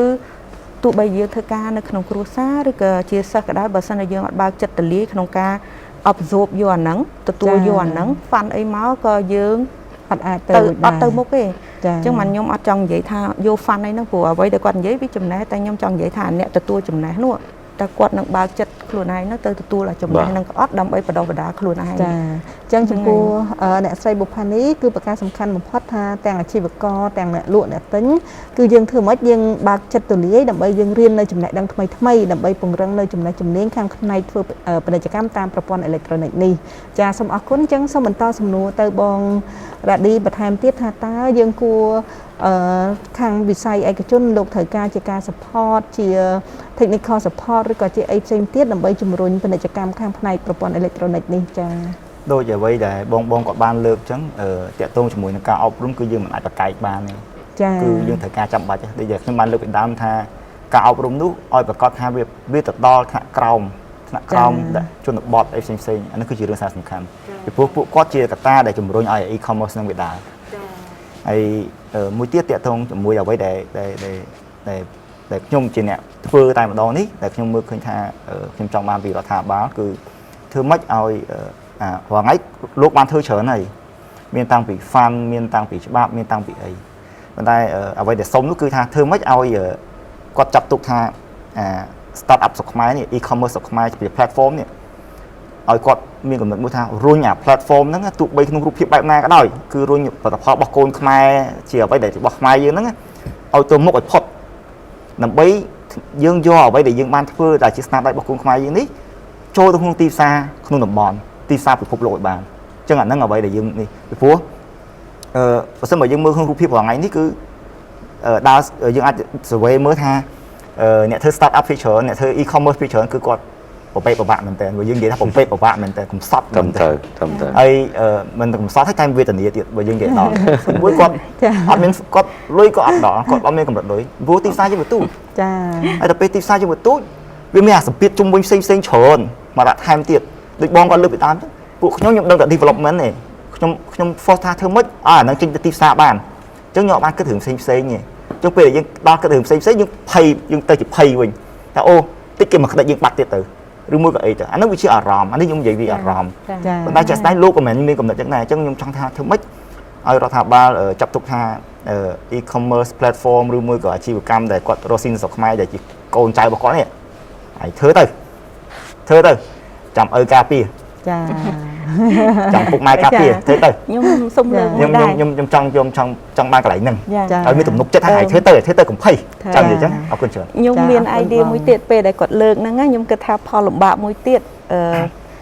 ពេលដែលគាត់បើកឱកាសឲ្យអា communication ហ្នឹងវាអត់និយាយគ្នាហ្នឹងដូចជាខ្ញុំក៏មានការលំបាកដែរដែលជាស្ថាប័នឯកជនណាពេលដែលមកជួបគ្នាអញ្ចឹងឬក៏យើងចូលរួមជា webinar អញ្ចឹងបានយើងដឹងថាអូមានច្បាប់នឹងមាន page នឹងមាន site នឹងដែលយើងអាចភាសាឬក៏ផ្លាស់ប្ដូរយោបល់សុំជាជំនួយឬក៏ជាគំនិតអីអញ្ចឹងណាចាតែបើមែនតើគឺពេលខ្លះអត់ដឹងទេអញ្ចឹងដល់អ្នកខ្លះអត់ដឹងថាក្រសួងពាណិជ្ជកម្មហ្នឹងឬក៏អីជាអ្នកតាក់តែងឬក៏អ្នកការពារផ្នែក e-commerce ហ្នឹងឯងគេអាចគេគិតពេលខ្លះអ្នកខ្លះច្រឡំថាគិតថាប្រហែលជាក្រសួងសេដ្ឋកិច្ចឬក៏ប្រហែលជាក្រសួងទូរគមនាគមន៍វាពាក់ព័ន្ធជាមួយអញ្ចឹងទៅអាព័ត៌មានចែកចាយហ្នឹងក៏វាអត់ទាន់ច្បាស់លាស់ហើយអញ្ចឹងទៅវាលំបាកអ្នកសម្រាប់អ្នកដែលចង់ផ្ដើមការរកស៊ីឬក៏អ្នកដែលចង់ពង្រឹងការរកស៊ីគាត់ឡើងមួយកម្រិតទៀតហ្នឹងធ្វើឲ្យស្រត់ចប់តើគួរតែទៅណាហើយទៅមិនបើមិនអញ្ចឹងទេពេលដែលទៅស្ថាប័នមួយគាត់ថាគាត់អត់ទូគាត់ត្រូវហ្នឹងឯងចាប់ត្រឹមហ្នឹងអត់មានប្រាប់ថាស្ថាប័ននេះបានអ្នកធ្វើគាត់ទៅអញ្ចេះសិនទៅហើយចាំមកនេះវិញឬក៏អីអញ្ចឹងអ្នកខ្លះក៏គេធុញដែរអាហ្នឹងមួយទី2ទៀតគេមាន โดยกดเลิกยังทาเวียคือเจียบนายเมื่อได้ประกอบเตจิกาหลงบ้าได้เถื่อไอ้กดเกิดทางจังกดเถื่อตามเพลย์กดเว้ยอันนั้นนั่งไงปันใต้ตามเปิดเตอร์เวียเหมือนจังไงตั้งยงเมียนอารมณ์ท่าเนื้อแต่ประปอมสับสายกาบสับสายนั่งเวียนเนื้อกเมียนกำรัดได้เตียบไปได้เวียมันบานเฉียบตึกดอหรือก็แกหาถากาบางจัดเลี้ยโดยทาเปได้ตึกดอสถาบันนั่งสถาบันท่ายมเธอแต่นี้เหรอบานนุติดยมดังเธอนานาบสนยืงเมียนกระไหลมุ้ยโดยบองเสลาถลบเลิกวิดามทาหับมวยหรือก็ดมได้ทาเอาแต่เปียปอนเหืองยืงจำเพื่อการโรซีตามจิปาอีคอมเมิร์ซนั้นเติมนั้นตายยังเธอไอ้เติมนะเธอเบียบมัดเมียนไอกระสายคลาเธอไปจูนหรือก็เองจังให้บ่เมียนปัญหาจำง้อแตะตรงเติมเนี่ยนาวิออดเมียนนั่งจบทวีแต่มวยจ้าบ่เต้คือยังคว้าการใจปอดเมียนเอาไว้ได้ยมเคยหรออุตหะทาเปได้ปะบัดโควิดมาอ่ะอย่างเฮานะฮะเนี่ยน่าได้เมียนอักษรไอ้วิเมียนเล็กได้ยังแต่ตรงแต่งออนไลน์แต่งเล็กครูเป้แต่งเล็กตูสับไอกจนอันนั้นแกหาทาการรวมคณียังเต้ตะเล็กน้ำมูยังดังหมองเนี่ยไอ้เนื้อดำมันนี่แต่ตรงตะคางเจ้าสังกัดนี่เนี่ยไอ้เนื้อไหลนี่แต่ตรงอันนั้นมันแกหาทาการประโมทดมปอมีนเดต้าให้ช่วยสมรู้ในการได้ยังกับอ้อยยังเพย์ตาเปได้ยังมีนแต่ยังเธอไอ้เนี่ยจ้าอันคนเนี่ยใส่จ้าแต่ตรงตะนังสมนมปอก็โดยเจียกาบางฮันปีการหลุมบะปีคาง private sector อาจารย์จังจังจะมีสู้แต่ลูกจิตราพองได้ท่าตาแต่ตรงตะนังสมนมโพแต่ตรงดังการบรรดามันดาการใจมันเลยปอมีนไอเซนเซนี่ขยมดังท่าคางกระทรวงปฏิจกรรมลูกมีนสกรรมเพียบเชิญแต่ตรงดังปัญหานี้ตาอาจจำเรียบปันเทธากระลองเมาให้กับโดยเจียบในปีอนาคตตากระทรวงปฏิจกรรมลูกมีนกลุ่มรงโดยเจียบรรดามันดาหรือก็โดยเจียtechnical support หรือก็จะ fund support ไอ้เซนอย่างน่าได้จำปัวอาชีพก็คำพนัยเป็นกิจกรรมตามประปอนอิเล็กทรอนิกส์นี่จ้าบัตรสมรกุลสำหรับสมรู้นี่คือเหมือนเต้นต้องเป็นสระสำคัญเหมือนเต้นสำหรับบองข้างพนัยใส่ไอจุดบองชิ้นเนี่ยเดกำปงแต่ปฏิบัติเครื่องใส่อีกคนตอนแต่ลองเอาไว้เดี๋ยวยมสดับลือเชิญปีผู้ข้างบองคือแต่พอจะเป็นการสอบไซส์ให้หนึ่งเทรนนิ่งเซ็งๆเอาไว้จับจอบนี้เวียงเอาไว้ได้สถาบันรถมิ้นนั้นเอาไว้จิตซาได้สถาบันรถจ้องปมน้อมต่อข้างใน private sector ส้มจะท่าตั้งปีฉบับในปีปฏิกรรมตามปอนเลยเลยบ่ยื่นตระบานประมาณศาสตร์ลายเพราะเลยคาบการปราตั้งปีจงชนะปีปอนต่อผมบุญนู้ยังเฟื่อบานเฟื่อกราบสอบไซส์เหมือนแต่ยังบานเฟื่อกราบสอบไซส์หลุมเหลียบานปีดองให้สับไซต์ตั้งปอนออนไลน์มันไปจะปีดองโดยซาเยอะเหมือนอาจเฟื่อการสับไซต์หลุมเหลียบ้านโดยซาแต่ปัญทีมุ้ยโดยซาปัญหาวิบัติโควิดตีปีโดยซาแต่ target audience บ่ยืนคือเมียนเฉิงจังไปให้จียืนไปคลาสเตอร์ยืนสับไซต์แต่ในเซ็งเตอร์มันบางกลุ่มจุงโจยแต่งออกนี่จีฉนดคลาคาดกลองมาจังตอนนี้กระทรวงปฏิจกรรมก็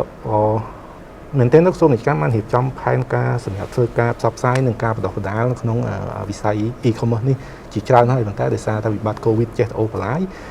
เยอะกว่าตอนมันเห็นจอมไม่ได้บรรดาเยอะกว่าบ้านเฟื่อการซับไซน์มาถึงที่นั่นตามเหยียดสคาสลาตามออนไลน์ตามเหยียดเกหัตโปบอกซูงตามเหยียดเฟซบุ๊กบอกซูงหรือมวยก็ตามเหยียดการประชุม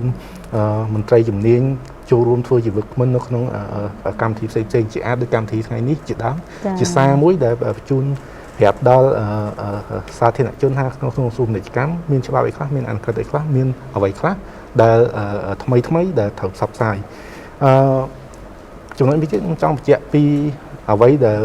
เชี่ยเงี้ยเจ้าติ้งของซูมในกิจกรรมจะกับกำหนดตัวต้าของซูมในกิจกรรมได้ช่วยจุ่มรุ่งวิสัยในกิจกรรมตามพอเลยจุดนี้คือยังปัจจุบันนี้ยังมี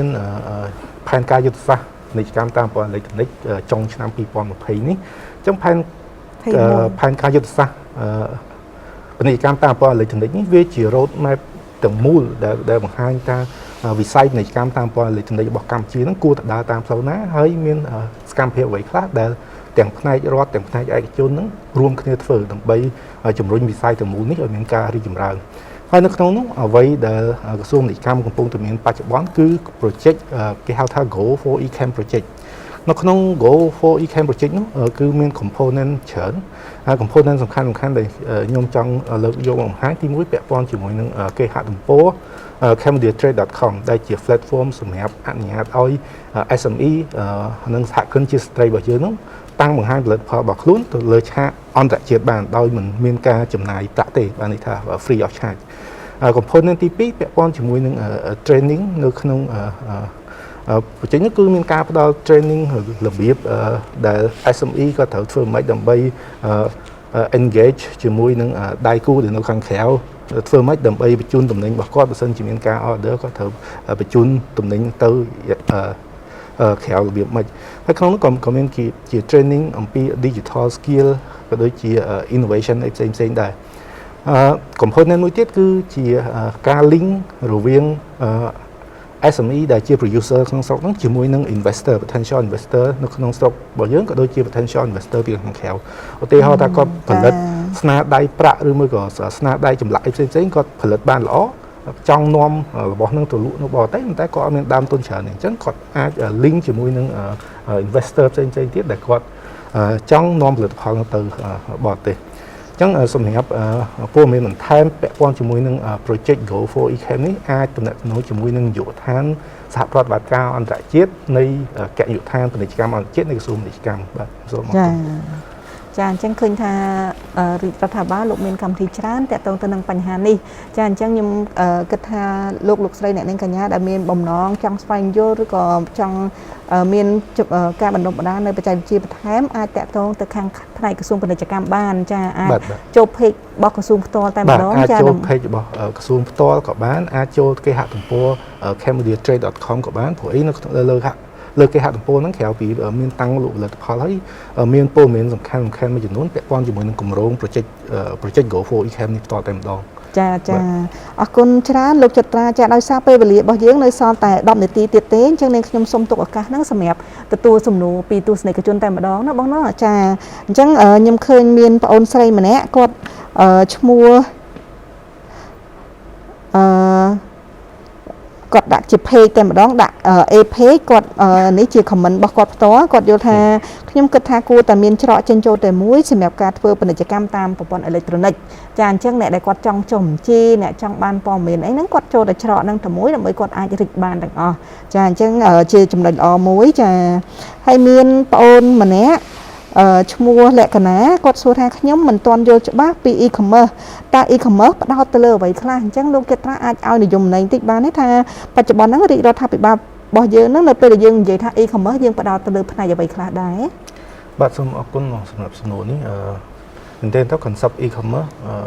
ប្រហែលជា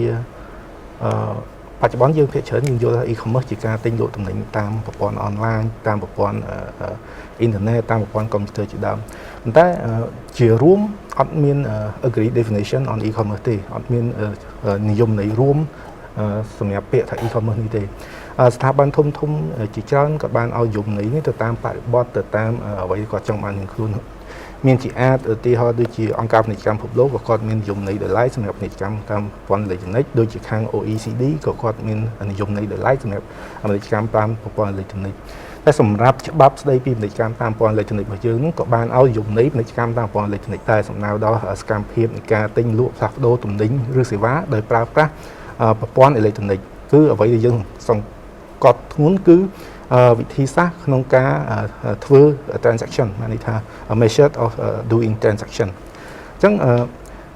អ្វីដែលច្បាប់របស់យើងកំណត់ខុសគេទៀតនោះគឺយើងគិតប្រភេទប្រតិបត្តិការទៀតមិនថាប្រតិបត្តិការផ្នែករដ្ឋវិន័យផ្នែកប្រតិបត្តិការផ្នែកពាណិជ្ជកម្ម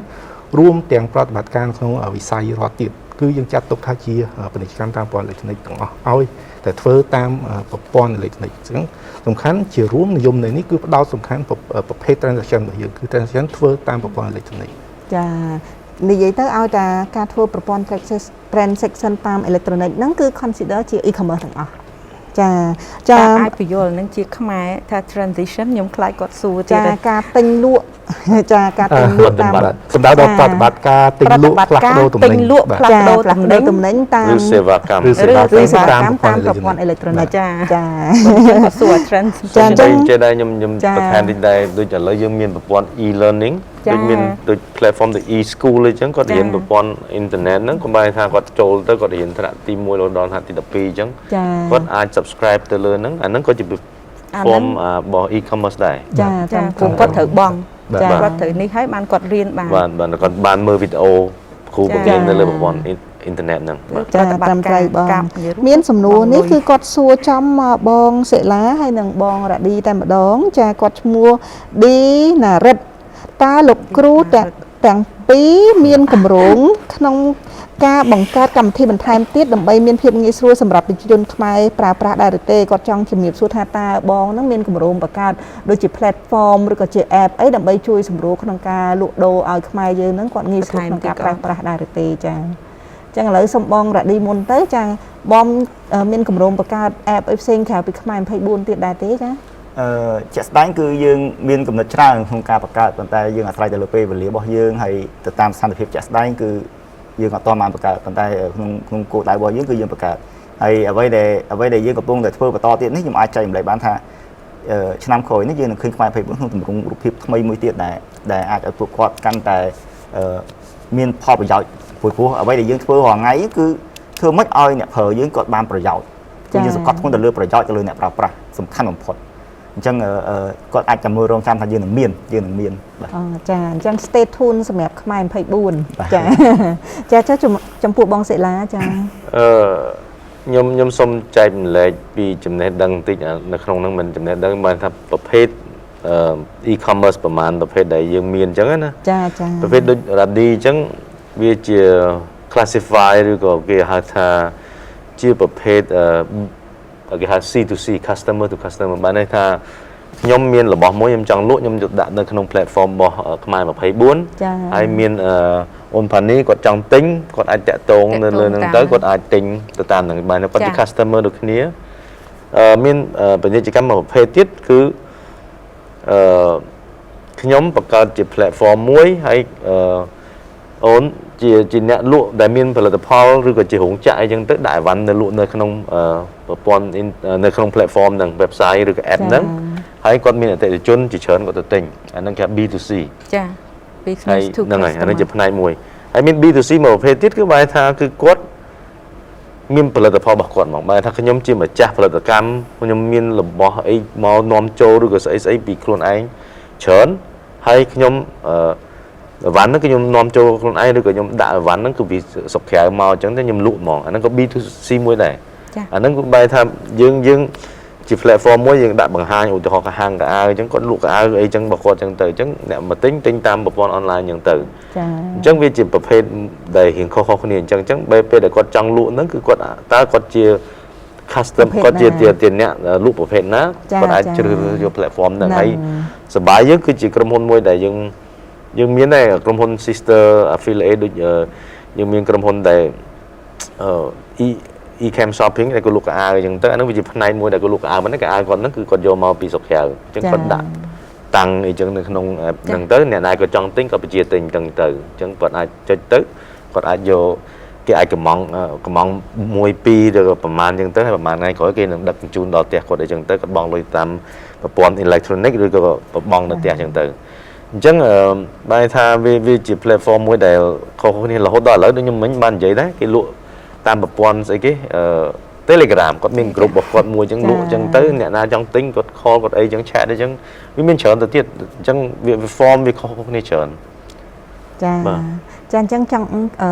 ទស្សនិកជនគាត់ចង់ជំរាបសួរបងថាទៅថ្ងៃអនាគតតើបងមានកម្រងបង្កើតអីបន្ថែមទៀតដែលតាក់ទងទៅនឹងការធ្វើអាជីវកម្មតាមប្រព័ន្ធអេឡិចត្រូនិកហ្នឹងឲ្យខ្មែរយើងងាយស្រួលក្នុងការប្រើប្រាស់បងមានតែបង្កើត platform ហ្នឹងហើយប៉ុន្តែគ្រាន់ថាកម្រងរបស់ក្រុមហ៊ុនសបាយយើងមិនមានកម្រងអីដែលច្បាស់លាស់ថាយើងនឹងបង្កើត e-commerce ហ្នឹងទេប៉ុន្តែដូចនិយាយ e-commerce វាមាន form ខុសគ្នាច្រើនយើងបង្កើតដូចគាត់អាចទិញសភៅទិញអានបន្លំលោកឬក៏អាចមើលគុណនៅលើប្រព័ន្ធរបស់យើងហ្នឹងអាហ្នឹងវាជាផ្នែកមួយដែលយើងបានផ្ដល់សេវាកម្មនឹងរួចទៅហើយចាប៉ុន្តែប្រហែលជាមិនមានគាត់បើគាត់មានផលិតផលដូចគាត់ ចេះនិពន្ធរឿងគាត់អាចយកមក គាត់ ដាក់ អាច លឿ យក ន មក នេះ ដាក់ គាត់ ល អាច ក់បាន ទិញមានអ្នកទិញដែរមានអ្នកអានអញ្ចឹងទៅគាត់ក៏បានលុយដែរ ជារបៀប entertainment ណាបងណា បាទ ចា entertainment ចាអរគុណចាខ្ញុំឃើញមានសំណួរច្រើនចាប៉ុន្តែដោយសារយើងនៅសល់ពេលតែ3នាទីចឹងប្រហែលជានាងខ្ញុំប្រហែលជាមិនអាចទទួលសំណួរអស់ទេដូចជាមានបងអូនខ្លះគាត់សួរតាក់ទងរឿងការដាក់លក់ដីនៅក្នុង app ខ្មែរ24ហ្នឹងគិតកំឆុងមិនអីយ៉ាងម៉េចខ្ញុំគិតថាខ្ញុំចាំឆាតជូនសំណួរហ្នឹងទៅផ្ទាល់ចាចាំឆាតផ្ទាល់ទៅ page ខ្មែរ24តែម្ដងទៅបានព័ត៌មានលម្អិតពីស្ដាចាចាអញ្ចឹងអស់លោកលោកស្រី ថា free ចា អត់គិតថ្លៃទេ អត់គិតថ្លៃទេចាហ្នឹងហើយចាអញ្ចឹងខ្ញុំជឿថានៅមានសំណួរច្រើនទៀតដែលយើងខ្ញុំមិនអាចយកមកនិយាយអស់ដោយសារយើងពេលវេលាយើងដល់ទីបញ្ចប់ហើយចាហើយនាងខ្ញុំក៏ឆ្លៀតពេលនេះសូមថ្លែងអំណរគុណយ៉ាងជ្រាលជ្រៅចាចំពោះវាគ្មិនទាំង4រូបរបស់យើងចាលោកសិតតែអ្នកមានការរវល់មមាញឹកនៅក្នុងការងារប៉ុន្តែលោកសូមសុខចិត្តចំណាយពេលវេលារបស់មានតម្លៃខំមកចូលរួមចាដោយបងសិលាហ្នឹងកម្មវិធីច្រើនណាស់ទីម៉ោង5កន្លះត្រូវមានកម្មវិធីមួយទៀតដែរណាចាត្រូវរត់ទៅចូលរួមទៀតចាទាំងអស់គ្នាសិតតែមមាញឹកចាហើយក៏សូមថ្លែងអំណរគុណចំពោះទស្សនិកជនទាំងអស់ដែលលោកបានតាមដានជាមួយកម្មវិធីយើងខ្ញុំរយៈពេល2ម៉ោងនេះចំពោះនាងខ្ញុំផ្ទាល់ជាអ្នកសម្របសម្រួលចាឃើញថានាងខ្ញុំបានទទួលនៅចំណេះដឹងថ្មីច្រើនពីវាគ្មិនរបស់យើងពីច្បាប់ពីបច្ចេកទេសចាពីការធ្វើពាណិជ្ជកម្មពី consumer law អីផ្សេងជាដើមចាហើយនាងខ្ញុំជឿជាក់ថាលោកស្រីអ្នកនាងកញ្ញាដែលកំពុងតាមដានទស្សនាក៏ទទួលបាននៅចំណេះដឹងថ្មីតាមរយៈសិក្ខាសាលាយើងដូចគ្នានេះដែរចានៅពេលនេះកម្មវិធីរបស់យើងបានឈានដល់ទីបញ្ចប់ហើយយើងនឹងជួបគ្នាជាថ្មីម្ដងទៀតសម្រាប់ប្រធានបទថ្មីនៅខែក្រោយទៀតចាហើយជាចុងក្រោយនេះសូមថ្លែងអំណរគុណយ៉ាងជ្រាលជ្រៅចំពោះវាគ្មិនទាំង4រូបចាសូមលោកស្រីអ្នកនាងកញ្ញាសូមទទួលនៅពុទ្ធពរទាំង4ប្រការចាហើយសូមអញ្ជើញទៅណាមកណាបានសុខសប្បាយទាំងអស់គ្នាចាហើយសូមជម្រាបលាទស្សនិកជនទាំងអស់គ្នាជួបគ្នានៅពេលក្រោយទៀតចា